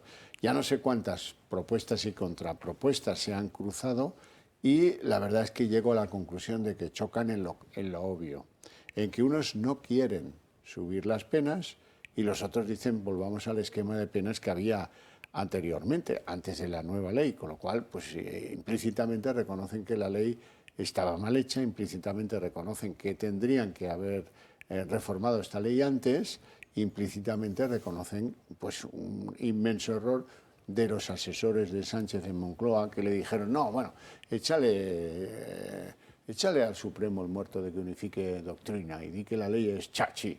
Y al final, pues con 400 tíos que han sufrido o que han tenido beneficios de condena o que están en la calle, pues oye, esto ya es un clamor que le dicen los que hacen las encuestas, no tezanos, no, los que hacen las de verdad. Le dicen a Sánchez, tienes que esto, resuélvelo, pero ya, porque si no nos vamos a dar un macucazo electoral el 28 de mayo de miedo. Vamos a ver todo esto resumido.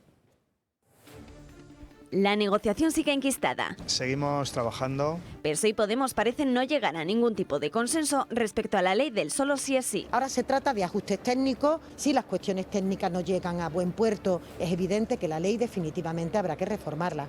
Y el ala socialista del Gobierno insiste en que habrá reforma, cuenten o no con el apoyo de Podemos. Nosotros vamos a intentar que sea una solución de gobierno, pero si no puede ser así, lo haremos los socialistas. A sus socios de Gobierno les aterra la idea de que los de Sánchez busquen la mano tendida del PP para reformar el texto. Y es para lo que trabajamos, ¿no? Para que el Partido Socialista no ceda a esa presión del Partido Popular por volver al modelo anterior y proteger el consentimiento. El principal escollo de las negociaciones sigue siendo cómo endurecer las penas, un asunto que aleja la idea de que el acuerdo sobre la reforma pueda presentarse antes de que finalice esta semana. De hecho, en Moncloa pensaban tener el proyecto de la reforma de la ley este mismo jueves. El ministro de la Presidencia, Félix Bolaños, se ha reunido con el portavoz de los morados en el Congreso, Pablo Echenique, para coordinar, dicen, el cambio del artículo 49 de la Constitución. Pero la cuestión de la ley estrella de Montero también ha estado sobre la mesa. Pilar Llop, ministra de Justicia, no ha viajado a la cumbre de Rabat para intentar encontrar una solución con igualdad. Podemos está de acuerdo en aumentar las penas, pero su propuesta choca con la de Justicia, porque el plan de los morados implicaría el cambio de su esquema introduciendo la violencia, la intimidación o la anulación de la voluntad. Una línea roja para los de Montero que de introducirse implicaría volver al modelo anterior a la norma. El plan B de los socialistas pasa, como ya han anunciado, en presentarla en solitario, una decisión que llevaría a una nueva fisura en el seno del Ejecutivo. Irene Montero y los suyos quedarían desautorizados. De hecho,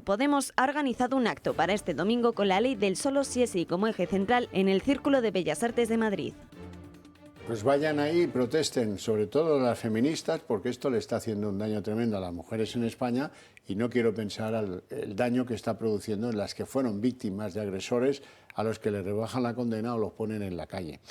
Hoy ha sucedido en Álava 6 beneficiados más por la mala ley de Irene Montero.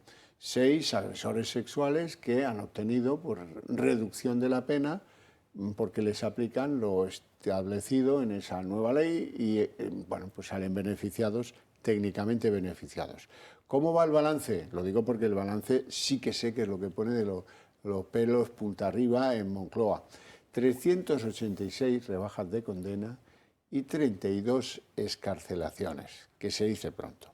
Si lo suman, pues ya verán ustedes, yo he dicho antes que estábamos por encima de 400, pero es que los datos dan un poquito de vértigo. Sí, mira, lo peor de esta ley ya no solamente fueron los borradores, que por cierto a mí me hicieron errar uno de ellos, por no leer el último, ya no es solamente esto de los 300, ya casi 400, posiblemente mañana sean 400 violadores. No, ya son 400, más de 400. Más de 400, pero fíjate, tenemos unos 4.000 violadores o agresores sexuales, los tenemos metidos en prisión. De esos 4.000, posiblemente unos 3.300, 3.400 van a ser los que vean reducidas sus condenas. Es decir, llevamos solo el 10%. Esto no lo para nadie, ni cambiando la ley mañana. Pero es que, aun cambiando la ley mañana, han pasado 5 meses desde el 25 de agosto hasta el día que se cambie la ley. Si fuera hoy, habrían pasado 5 meses. Si tenemos en cuenta que en el 2021 hubo 3.196 condenas, quiere decirse que aproximadamente 1.500 personas han sido juzgadas y han visto atenuadas 1.500 agresores sexuales en estos 5 meses han visto atenuada su condena. Algunos habrán visto tan atenuada su condena que no habrán ingresado en prisión. Esas 1.500 personas son la parte oscura, que es muy difícil saber cuántas son. Pero una fácil regla de 3 nos dice los datos. Si en 2021 se condenaron a 3.196 personas en 5 meses, ¿cuántos condenados hay? Pues esas son las personas que han visto también atenuada su pena. Y eso es un coste, que hay que añadirle a las 3.500. Claro, eso es un coste electoral inasumible. No para Pedro Sánchez, para cualquier político que esté en el gobierno. Es que no puedes consentir que encima, pues obviamente hay algunos medios de comunicación como este que te lo van a estar recordando cada día, día sí, día también. Sí, lo que pasa que es que yo casi le diría, bueno, es que yo ya no haría nada. No, porque es que ya no hay remedio. Esta ley a los que ya han sido condenados les beneficia. Les es más dura con los que van a ser condenados. Pero los que ya han sido condenados, esta ley les beneficia. Y aunque la cambien ahora, se van a beneficiar de esto que ha habido previamente. Por lo tanto, nos exponemos a otra chapuza más, don Xavier. ¿Me entiende usted lo que le quiero decir? Sí, pero... Y yo casi ya les diría que no hagan nada, porque lo que hagan igual es todavía peor y encima es marketing, porque no va a solucionar el problema, porque los que ya han sido condenados ya no hay remedio. Bermejo, Sánchez no puede ir a elecciones sin dar un puñetazo en la mesa. Lo que no sé es cuándo lo va a dar, pero desde luego se tiene que desasir del problema. El problema se llama Pero es un marketing eso, ojo. No, es que además hay una parte, ¿no? Hoy he oído a Irene Montero, he oído a este debate entre el Partido Socialista y Podemos, que a mí me suena un debate que hay bastante, en este debate bastante conchaveo, que están bastante conchavados. No es posible que la gente que está ahí no quiera cambiar la ley, ni siquiera las de Podemos. Estoy convencido que la quieren cambiar. Lo que pasa es que hay que escenificar que la ley es buena. Y la ley, lo único que se está diciendo ahora mismo que ha tenido por positivo, lo que llaman el corazón, lo llaman así, el corazón de la ley es el consentimiento.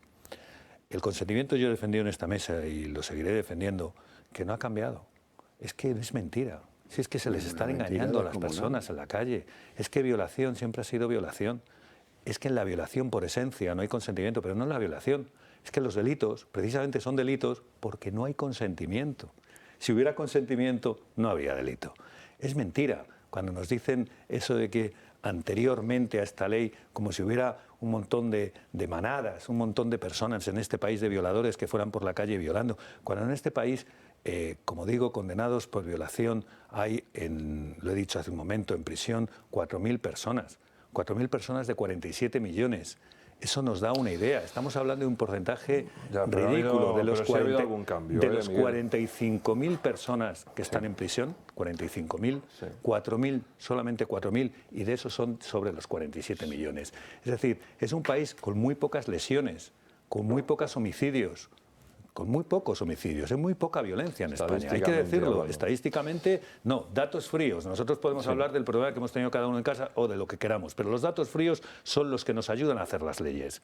Y la realidad es que este país no es un país violento y no se puede ir diciendo, no se puede sacar en la televisión o hacer causa para hacer una ley o para sacar 4 votos que este es un país más o menos que de violadores o asociar machismo a violación, en fin, todas estas barbaridades, justicia patriarcal, todas estas cosas que se están diciendo sobre los jueces, mejor dicho, sobre las juezas, que, por cierto, el otro día el 70% de esta promoción que ha salido el otro día, el 70% son juezas, hay más juezas que juezas. Y son las que teóricamente machistas que están poniendo a nuestros violadores, les están poniendo en la calle. Y esto hay que decirlo alto y claro, porque es que si no parece como que no se está, como que estos son problemas técnicos. No, no es verdad. No es verdad, no son problemas técnicos. Está dicho, pero sí que hay cosas en esta ley que antes no estaban. Por ejemplo, si a mí me echan una droga en esta bebida, espero que no me la hayan echado. Se lo garantizo. Y me drogan. Y luego me violan aquí repetidamente encima de esta mesa. Hace 2 años ibas a la cárcel y ahora también. No, perdón.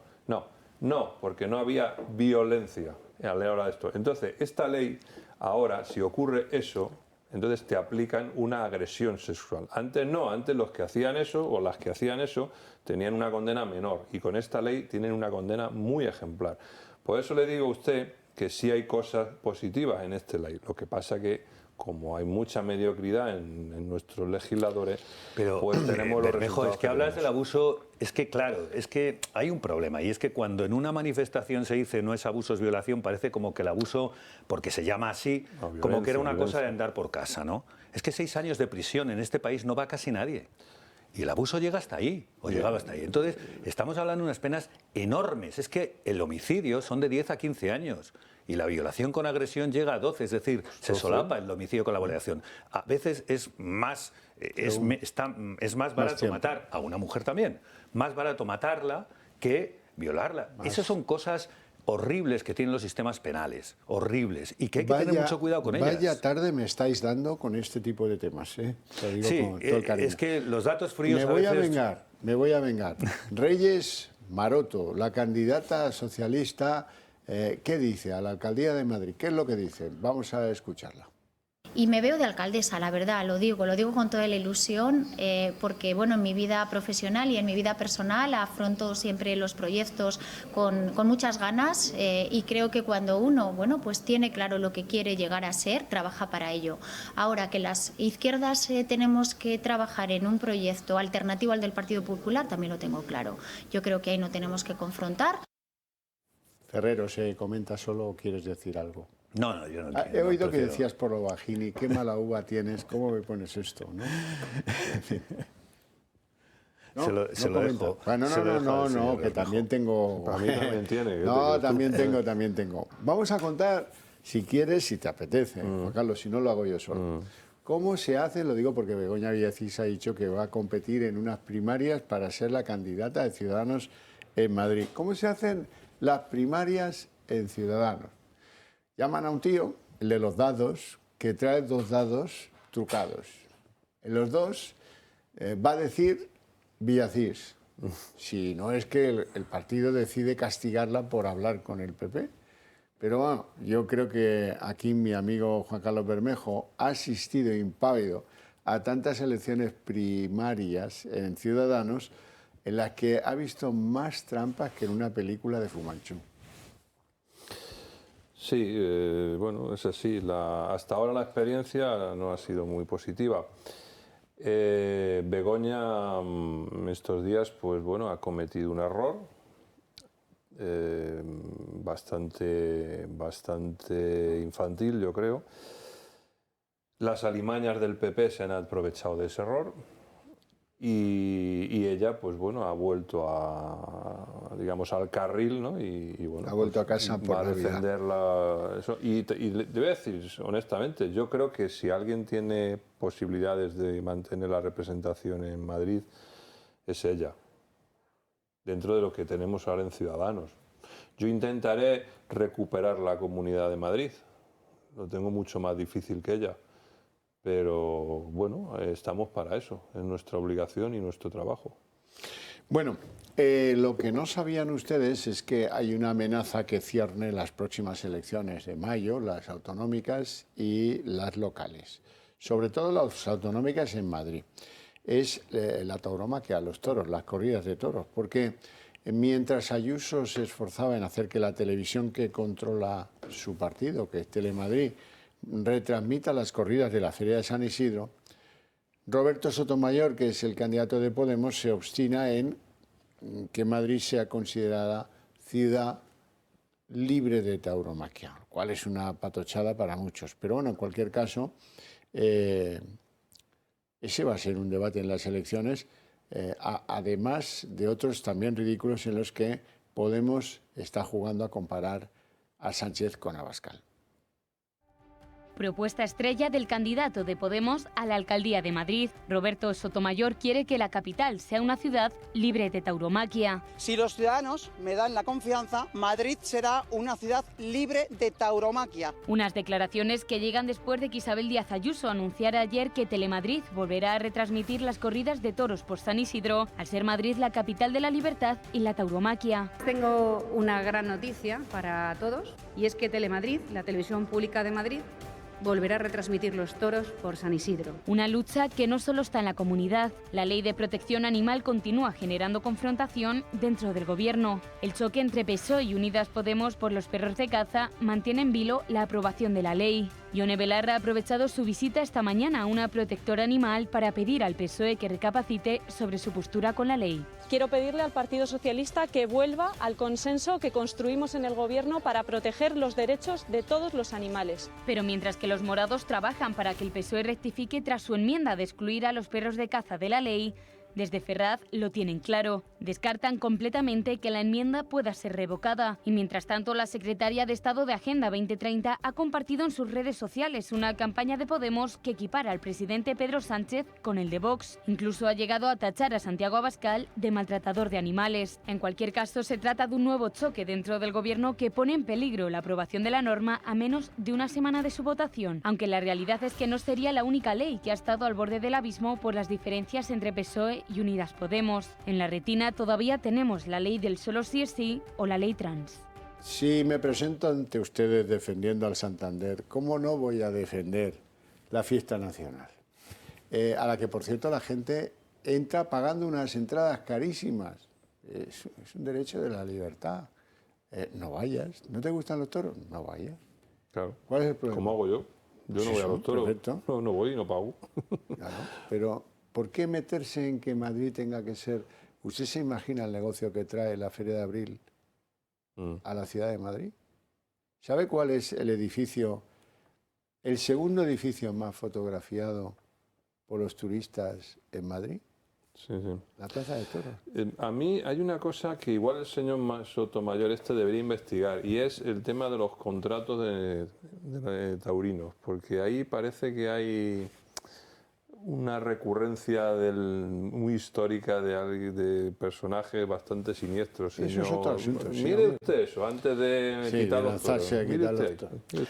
Esto se acerca bastante a lo otro, a lo de la ley esta que la ley también Belarra, porque esta también es la ley Belarra, la ley se la han repartido, sí, solo sí es una, y la de los animales, ¿no? Yo creo que estas cosas se han demostrado que a lo largo de los siglos el ser humano pues, ha ido cambiando su cultura y ha ido haciéndose pues, como somos ahora mismo, ¿no? El intentar introducir leyes que abundan en el Código Penal, leyes que trasladan ciertas obligaciones que a veces son imposibles, pues yo de verdad pienso que es otra sobreactuación, que es ni más ni menos electoral, que es una manera de ir a los caladeros de votos. Hay personas que se lo creen, hay personas que se creen que somos un país de maltratadores de animales, y se lo creen. Y dices, pero es que no es verdad. ¿Por qué no miramos las estadísticas? ¿Por qué no vemos cómo la gente se porta con sus mascotas? ¿Por qué no es mentira? ¿Por qué tienes que trasladar cosas al Código Penal y al Código Civil? Bueno, vamos a ver, siendo objetivos. Sacar un toro a una plaza, clavarle una banderilla, una pica y una espada y matarlo, eso es maltratar al animal. Otra cosa es que nosotros lo veamos normal, o sea una fiesta nacional, o la mayoría de la inmensa mayoría de la gente en España eso le parezca bien. No, pero yo no estaba hablando de eso, ¿eh? Ya sé que te refieres a que parece... A mascotas, he dicho. Es como antes le hablaba de las cifras de la violencia, claro. Pero el señor Mayor él va buscando los votos de las personas que no quieren que haya corrida de toros y punto. Sí, lo raro sería que dijera lo otro, entonces no le votaría a nadie ya. Pero todos los países tienen ciertos atractivos, también hay que abundar un poco y analizar las cosas. Todos los países tienen atractivos y parece que somos unos expertos en suicidarnos. Pues hay ciertos atractivos en cuanto al turismo y en cuanto a otras cosas por lo que los países pues también son conocidos. Y pensar que todo lo nuestro es malo y que todo lo que pasa fuera es bueno es desconocer lo que pasa fuera de España. Francia, que ha sido, que en Cataluña no puede haber plazas de toros. Vengan aquí a las que hay en Montpellier y en Nimes y en todas partes, y hay una locura del toro en Francia. Sí, y pronto nos discutirán pero no los matan, ¿eh? Ojo, el origen. Normalmente en las corridas de toros del sur de Francia no matan al toro. Hacen corridas y eso, pero no es como aquí. No llega a ser, por lo menos lo que yo tenía entendido. Pero lo matarán luego, digo yo. No, el ritual ese el matador realmente no finaliza la... Pero habrá otro matador que lo mate luego en los toriles. No lo sé, pero vamos, que no sé. Eso es como en el Burgo de Osma, cuando hacían la jornada de las matanzas, que antiguamente pues colgaban a los cochinos de las esas y los rajaban allí, y eso era un escándalo. Luego ya vinieron con las pistolas esas, ¿no? Pues, bueno, todo evoluciona, ya sabes. Pero al final, todos a comer el cochino. Bueno, terminamos con una noticia triste que pretendo hacerles reflexionar con ella. Hay mucha gente que está teniendo que dejar sus trabajos porque no tiene dinero para pagar a quien cuida a los niños, o a quien cuida a ancianos, o a quien cuida a enfermos. Así es que eso es una gran expulsión del mercado laboral que debiera preocuparnos. Nunca oigo a nadie pensar en esa gente que, pues seguramente sin querer dejar de trabajar, tiene que hacerlo porque no puede, con lo que le costaría pues tener a alguien pendiente de un enfermo en casa, o tener a alguien pendiente de varios o de un mayor en casa, que hay que cuidarlo, que hay que atenderlo, y que esto impide pues tener un futuro en el mundo laboral. Pero de esto no se habla. Bueno, no tiene los debates, ya sabes, tiene interés los que se crean, a veces son estúpidos y a veces las cosas importantes se deja de hablar de ellas. Por eso me parecía que era importante que ustedes lo supieran, que vosotros también lo supierais. No tenemos tiempo para más, lo dejamos aquí con mi agradecimiento a ustedes dos por su presencia, por sus opiniones, a ustedes por su interés desde sus hogares, pero para ustedes tengo premio. A la vuelta de la publicidad empezamos con el día en 30 minutos.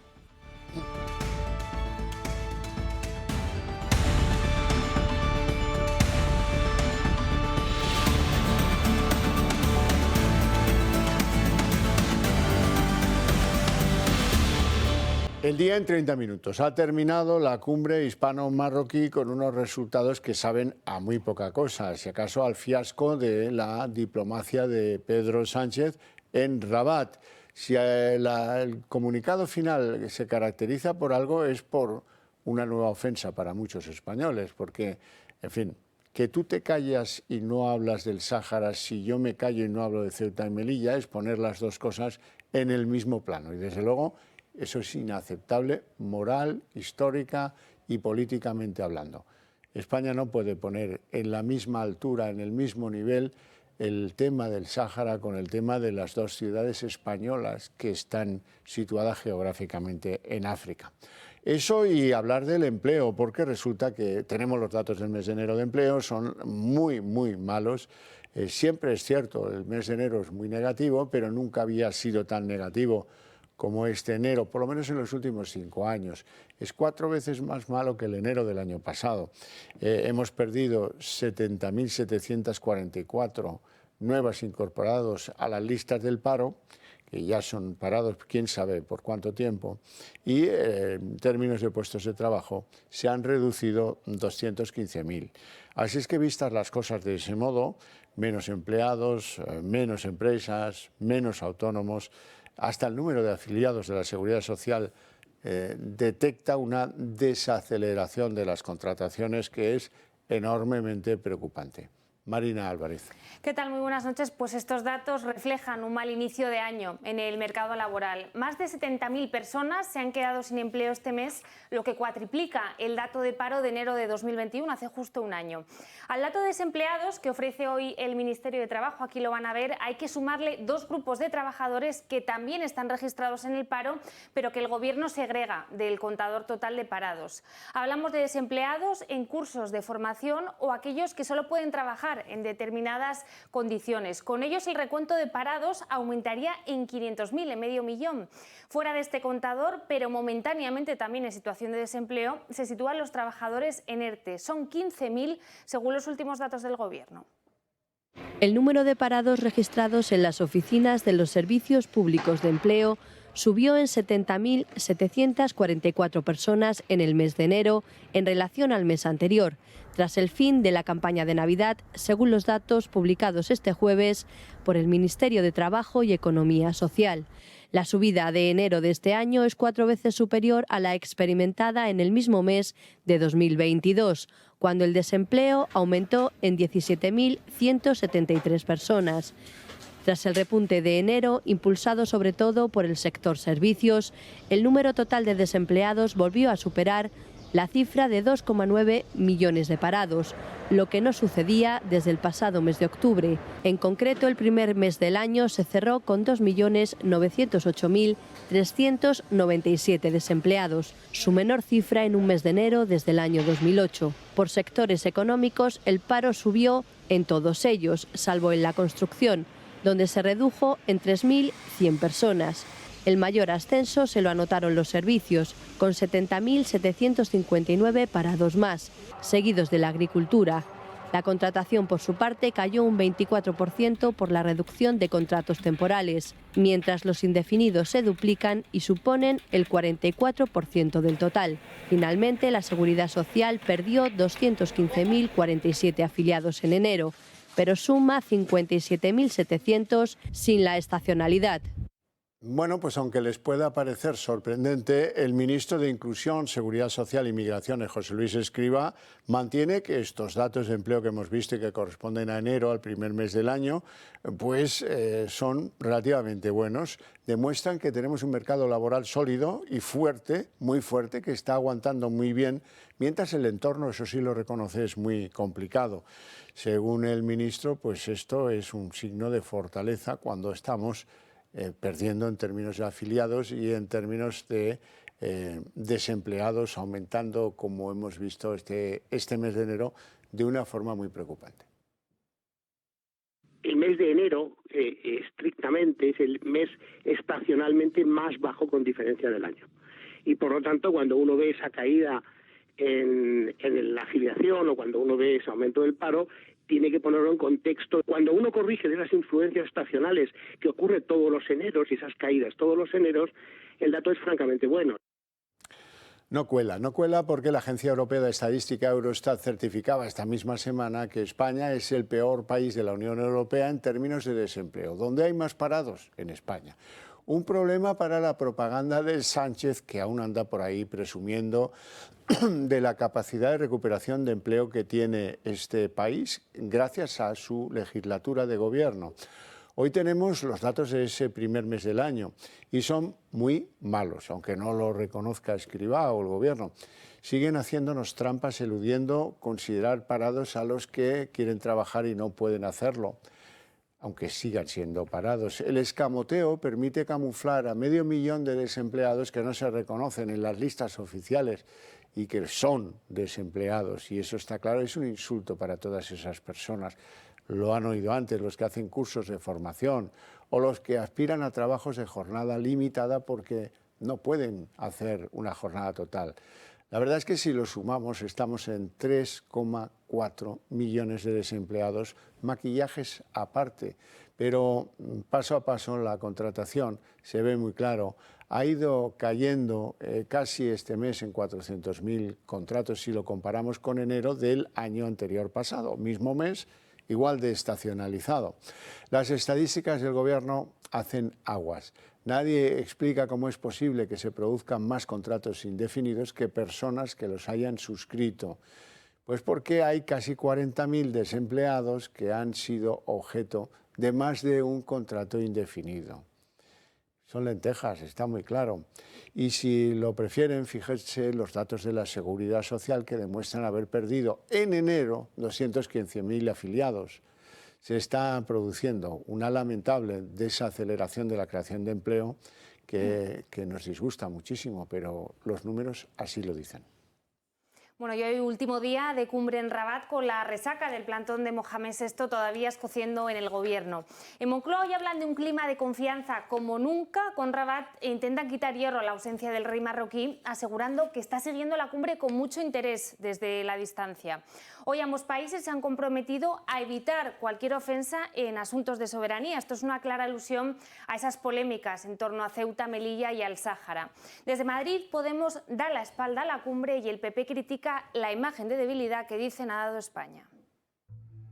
Pedro Sánchez, junto a una delegación del gobierno español, se encuentra en Rabat, capital de Marruecos, debido a la reunión de alto nivel entre los países que comenzó ayer y hoy se dará por finalizada. El presidente del gobierno está orgulloso de la nueva etapa que han abierto en las relaciones con Marruecos. Lo dirá por beneficio propio o por el de España. Vamos a evitar todo aquello que sabemos que ofende la otra parte, especialmente en lo que afecta a nuestras respectivas esferas de soberanía. El Partido Popular, por su parte, afirma que con los actos de Pedro Sánchez, España tiene una imagen de debilidad, y no es solo por el plantón que recibió por parte de Mohamed VI. Hemos podido comprobar cómo Sánchez ha dado la medida de su peso pluma internacional en la cumbre con Marruecos. La mitad de su propio gobierno le da plantón y no va. Y el rey Mohamed VI lo despacha por teléfono.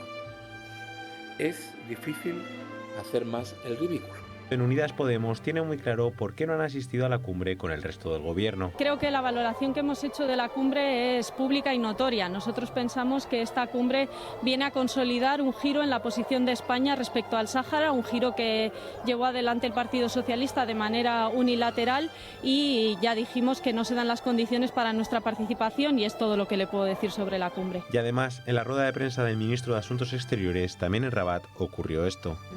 A ver, ¿cómo? Esto ya en off. Bueno, pero en algún momento se había concretado una reunión con el rey. Ya en off, por favor. ¿Y desde cuándo se dice por favor, preguntas sí. se pueden hacer? No, es que tengo 5 minutos. Voy a ir a ver al rey. A partir de ahora era fuera micro. Es que alucino. Álvarez debía tener prisa por terminar las declaraciones, al menos enfrente de las cámaras y con los micrófonos encendidos. Parecía nervioso por algo, igual por el desplante inesperado del rey marroquí. Nuestro gobierno parece no aprender, se venden al mejor postor y les dan con la puerta en la cara. La reunión entre ambos países ha terminado esta tarde sin una alusión explícita a la soberanía de Ceuta y Melilla. La declaración conjunta firmada entre ambos estados no fija una fecha para la reapertura de las fronteras y deja en pausa la instauración de aduanas en las ciudades autónomas. El documento, ese sí, ratifica la postura de Sánchez sobre el Sáhara Occidental y reitera el compromiso de ambos países con la protección de los derechos humanos. Este último punto no deja de ser llamativo, paradójico, después de que el Partido Socialista votase en contra hace 2 semanas de una investigación sobre la falta de libertad de expresión en el país marroquí. Tras el plantón del rey de Marruecos a Sánchez, el protocolo marroquí le volvió a jugar una pasada al presidente español. Resulta que el rótulo que tenía delante de su persona en la mesa donde se celebraba la reunión de alto nivel le presentaba como pues Pedro Sánchez en letra muy chiquitita y después Pérez Castejón en mayúsculas y muy grande, como si su apellido no fuera Sánchez sino Pérez Castejón. El lapsus es curioso porque pues lo lógico es que sea un lapsus se cometió con el presidente del gobierno, pero no se cometió con el resto de los participantes españoles en la misma reunión, como acredita esta fotografía en la que ven al ministro de Exteriores o a la ministra de Economía con sus rótulos perfectamente elaborados. Así que no se diga que es un tema cultural, porque no es un tema cultural. Bueno, y la economía ha sido precisamente el eje principal de la reunión que se ha celebrado estos días en Marruecos. El giro del Sáhara es cierto que ha reforzado el comercio con Rabat, pero la caída de las exportaciones a Argelia se traduce en una realidad innegable. La estrategia del gobierno con Marruecos no nos ha salido rentable. Hoy iniciamos una nueva etapa en nuestras relaciones con Marruecos. El giro de Sánchez sobre el Sáhara ha supuesto una de las mayores mermas económicas para España. En los primeros 11 meses del volantazo histórico en el Magreb ya recogemos un dato. Las exportaciones españolas a Marruecos se han visto favorecidas superando los 10.000 millones de euros, lo que supone un superávit comercial con el país vecino de 2.700 millones y un incremento de hasta 900 con respecto al año 2021. Un salto que aporta unas cifras elevadas, pero que por el contrario no sirven para cubrir el déficit que deja la ruptura con Argelia. El saldo con este país ha pasado a ser negativo, disparándose hasta los 6.000 millones de euros. Las importaciones españolas en esta zona se reducen, en cambio sus exportaciones y el precio de sus productos energéticos se han incrementado. Históricamente Argelia ha sido a través del gasoducto Medgaz uno de los mayores proveedores de gas a España y más aún en pleno contexto de crisis energética. Ahora las importaciones se han reducido prácticamente a la mitad, pero las relaciones se han roto y es ahora Italia el socio más cercano. Sánchez se acerca ahora a Marruecos en busca de un acuerdo para el desarrollo del hidrógeno verde y competir así con su anterior aliado. La Guardia Civil emitió un informe el pasado mes de diciembre, según el cual se analizaba la situación del terrorismo tanto dentro como fuera de nuestras fronteras. Y según la Benemérita, advertían de que tanto Daesh como Al-Qaeda estaban incitando a sus lobos solitarios para que realizasen atentados simples, atentados muy sencillos en Occidente, dirigidos a objetivos llamados blandos o poco protegidos. ¿Fue Algeciras uno de esos lugares? Ha pasado una semana desde el ataque yihadista de Algeciras en el que un marroquí asesinó al sacristán de la parroquia e hirió al sacerdote de otra. El asesino, Yassine Kanja, cometió el atentado al grito de Alá es grande y muerta a los cristianos y se radicalizó en apenas un mes. El alcalde de esta ciudad, José Ignacio Landaluce, ha advertido en varias ocasiones de la falta de agentes en la ciudad gaditana. Sin embargo, un informe de diciembre de la Guardia Civil ha hecho saltar todas las alarmas. En dicho informe se analizaba la situación del terrorismo, tanto fuera como dentro de nuestras fronteras, y donde se advertía que los yihadistas pondrían el foco en los objetivos blandos o poco protegidos. Además, elaboraron un perfil de yihadistas radicales, un agente solitario, autorradicalizado en pocos meses y sin experiencia de combate en el extranjero. Todas estas características son compatibles con el asesino del sacristán de Algeciras. Ahora los abogados de Kanja piden un examen mental. Sin embargo, todo apunta a que lo hizo de manera totalmente consciente, ya que delante del juez aseguró que si sale a la calle lo volvería a hacer. La declaración duró más de 2 horas, donde aseguró que cometería cualquier ataque contra sacerdotes católicos y contra aquellos musulmanes que no sigan los preceptos del Corán. Un hecho que vuelve a poner el foco una vez más en la inmigración ilegal y en la función de Marlaska y su ministerio. Y es que nunca está de más recordar que sobre este yihadista pesaba una orden de expulsión desde junio de 2022. Y vamos con más temas. El Partido Socialista mete prisa a sus socios para reformar cuanto antes la ley del solo sí es sí. El Ministerio de Justicia quiere registrar la proposición esta misma semana y lo hará, aún sin el visto bueno de Podemos. El punto de fricción sigue siendo cómo subir esas penas. Desde Podemos hoy han vuelto a acusar al Gobierno de ceder ante las presiones. La negociación sigue enquistada. Seguimos trabajando. PSOE y Podemos parecen no llegar a ningún tipo de consenso respecto a la ley del solo sí es sí. Ahora se trata de ajustes técnicos. Si las cuestiones técnicas no llegan a buen puerto, es evidente que la ley definitivamente habrá que reformarla.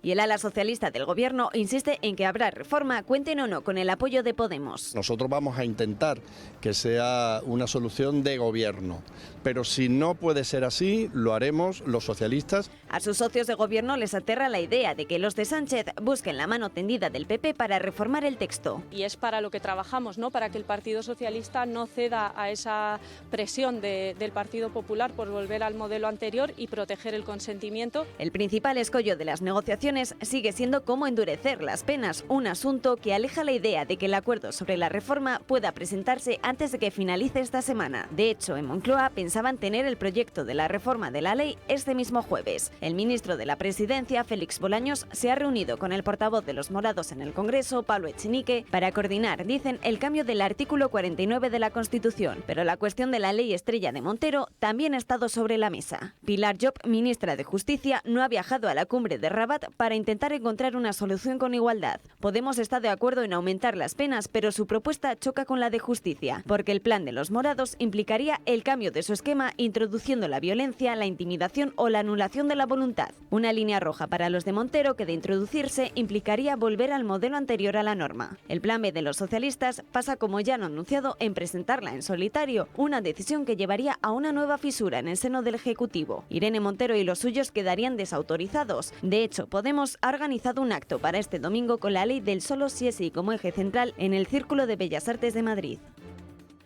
Y la Audiencia de Álava ha reducido las penas de 6 agresores sexuales en las últimas horas. Uno de los beneficiados es un varón que violó a una menor de 16 años y cuya pena será 2 años más corta. En otro de los casos, la condena se ha visto reducida en 5 años. Bueno, y el total ya son 386 los delincuentes beneficiados por revisiones de condena, aquí lo ven, y el total de excarcelados asciende ya a 32. Christine Lagarde, la presidenta del Banco Central Europeo, ha comunicado hoy que ha decidido este Banco Central Europeo subir los los tipos de interés desde ya. Y a partir de marzo reducir lo que se llama el balance o la liquidez del sistema europeo en 15.000 millones. Progresivamente se va a reducir más, parece ser. Deja así las cosas en que los tipos de interés para el territorio de la Unión Europea están ya en el 3%. Y además, pues Lagarde anuncia que va a haber más subidas de tipos porque la inflación no remite. Y en este escenario, Podemos sigue insistiendo en su idea de topar las hipotecas variables. La ministra Calviño ha dado largas hoy a la propuesta de los morados. Ha asegurado que no tomará medidas hasta valorar los efectos del plan de rescate a hipotecados en vigor desde hace un mes. La ministra Belarra ha vuelto hoy a la carga contra la banca y acusa al BBVA de beneficios impúdicos. Como imagino que no se puede decir que esos beneficios milmillonarios son capitalismo despiadado, pues voy a decir que son absolutamente impúdicos en un momento en el que la gran banca en España todavía no ha devuelto un rescate bancario del que se benefició todos los grandes bancos españoles de manera directa o indirecta, un momento en el que se están subiendo por centenares de euros las hipotecas a tipo variable y, por tanto, que el Gobierno actúe lo antes posible con ese tope a las hipotecas que venimos pidiendo desde septiembre es ya una urgencia. Los toros amenazan en convertirse en un argumento político en las próximas elecciones autonómicas y locales.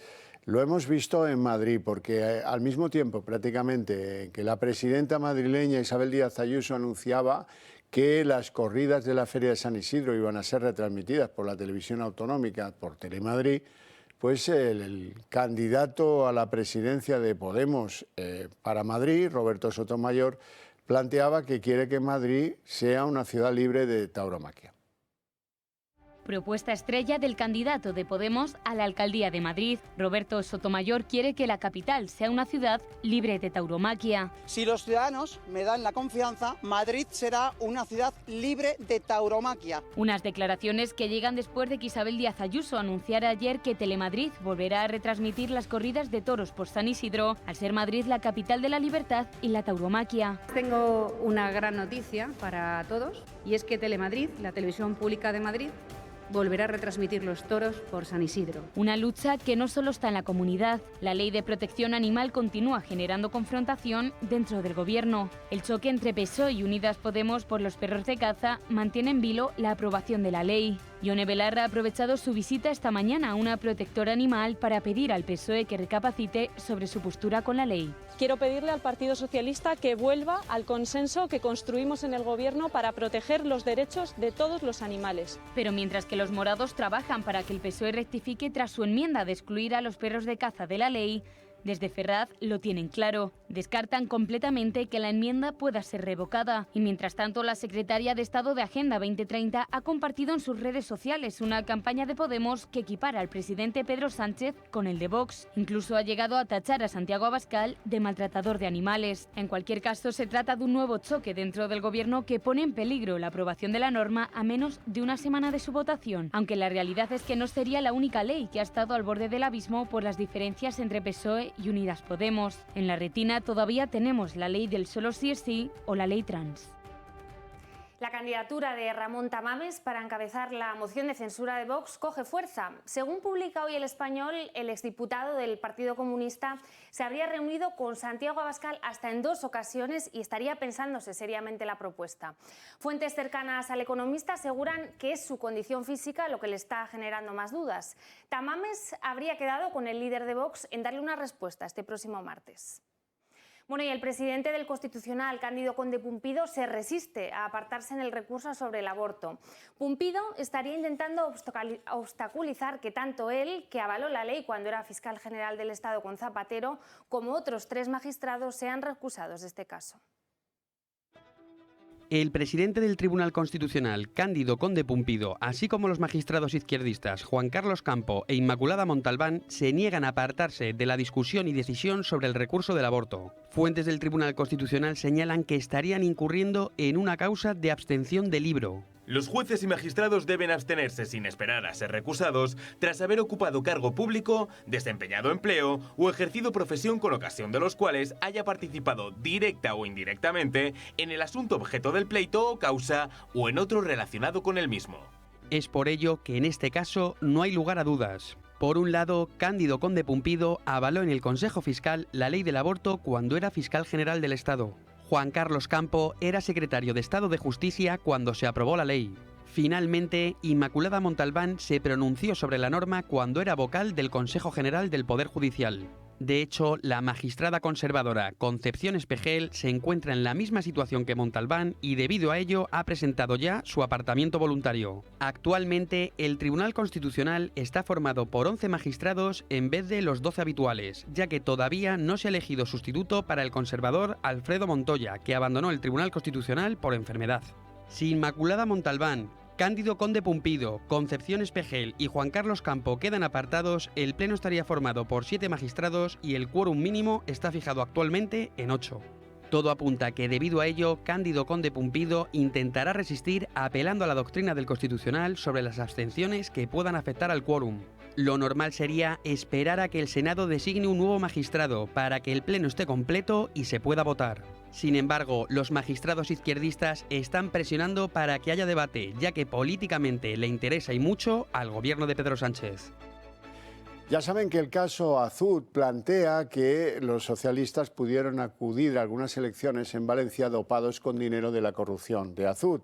Bueno, pues el Libertad Digital acaba de publicar una fotografía de un mitin electoral socialista de febrero de 2008, donde están todos, además de Chimo Puig, de Zapatero, de Fernández de la Vega, de Jordi Sevilla o de Leire Pajín. Ahí están hasta 13 en las primeras filas de los actualmente salpicados por la corrupción del caso Azud. Y fuera de nuestras fronteras, Ucrania teme una gran ofensiva de Rusia coincidiendo con el aniversario de la invasión, el próximo 24 de febrero. Zelensky ha reconocido hoy una situación muy grave en el este del país y ha urgido a Occidente a enviar ya su armamento. La presidenta de la Comisión Europea, Ursula von der Leyen, ha vuelto hoy a visitar Kiev, donde ha anunciado un 10º paquete de sanciones. A pocos días de cumplirse un año del inicio de la guerra en Ucrania, la Unión Europea anuncia el 10º paquete de sanciones contra Rusia. Así lo ha detallado la presidenta de la Comisión Europea, Ursula von der Leyen, durante su visita a Kiev esta mañana. Exactamente un año después, desde que comenzó la invasión, pretendemos tener listo el 10º paquete de sanciones. Von der Leyen ha insistido además en que Rusia no quedará impune por los crímenes de guerra y que pagará por la reconstrucción del país. Rusia también tendrá que pagar por la destrucción que ha causado y tendrá que contribuir a la reconstrucción de Ucrania. Exploramos con nuestros socios cómo utilizar los activos rusos congelados. Zelensky, por su parte, ha asegurado que el proceso de adhesión al bloque comunitario es una motivación para el campo de batalla. Es por ello que Bruselas ofrecerá al país reforzar su integración en el mercado único a la espera de su adhesión. Y mientras tanto, en el frente, los ataques se han recrudecido en las últimas horas. Un nuevo ataque ruso contra Kramatorsk, en el este de Ucrania, ha dejado 3 fallecidos y más de 20 heridos en un edificio residencial. La policía de Donetsk ha alertado de que aún podría haber más víctimas entre los escombros. Además, ha asegurado que 8 edificios de apartamentos han sufrido daños y uno de ellos ha quedado totalmente destruido. Por otro lado, el ministro de Defensa ucraniano asegura que Rusia planea lanzar una nueva ofensiva y ha afirmado que Moscú ha movilizado a 500.000 de soldados. Es por ello que Zelensky pide más ayuda a Occidente. Ya no le basta con los carros de combate. Ahora incluso pide misiles de largo alcance y aviones de combate para frenar los planes rusos. Bueno, y hoy es el día de la marmota. Como cada 2 de febrero, la marmota Phil ha salido de su madriguera y ha pronosticado que todavía nos quedan 6 meses de invierno. Javier. Pues va a ser largo, sí, largo me lo fías. Hasta aquí el día en 30 minutos. Les deseamos, eso sí, una feliz noche con marmota o sin marmota y sobre todo, especialmente, a los que decidan compartirla con nosotros. Les dejamos ahora en la compañía de Sandro Meco. Mañana volvemos a las 8:30. No se olviden, hasta mañana.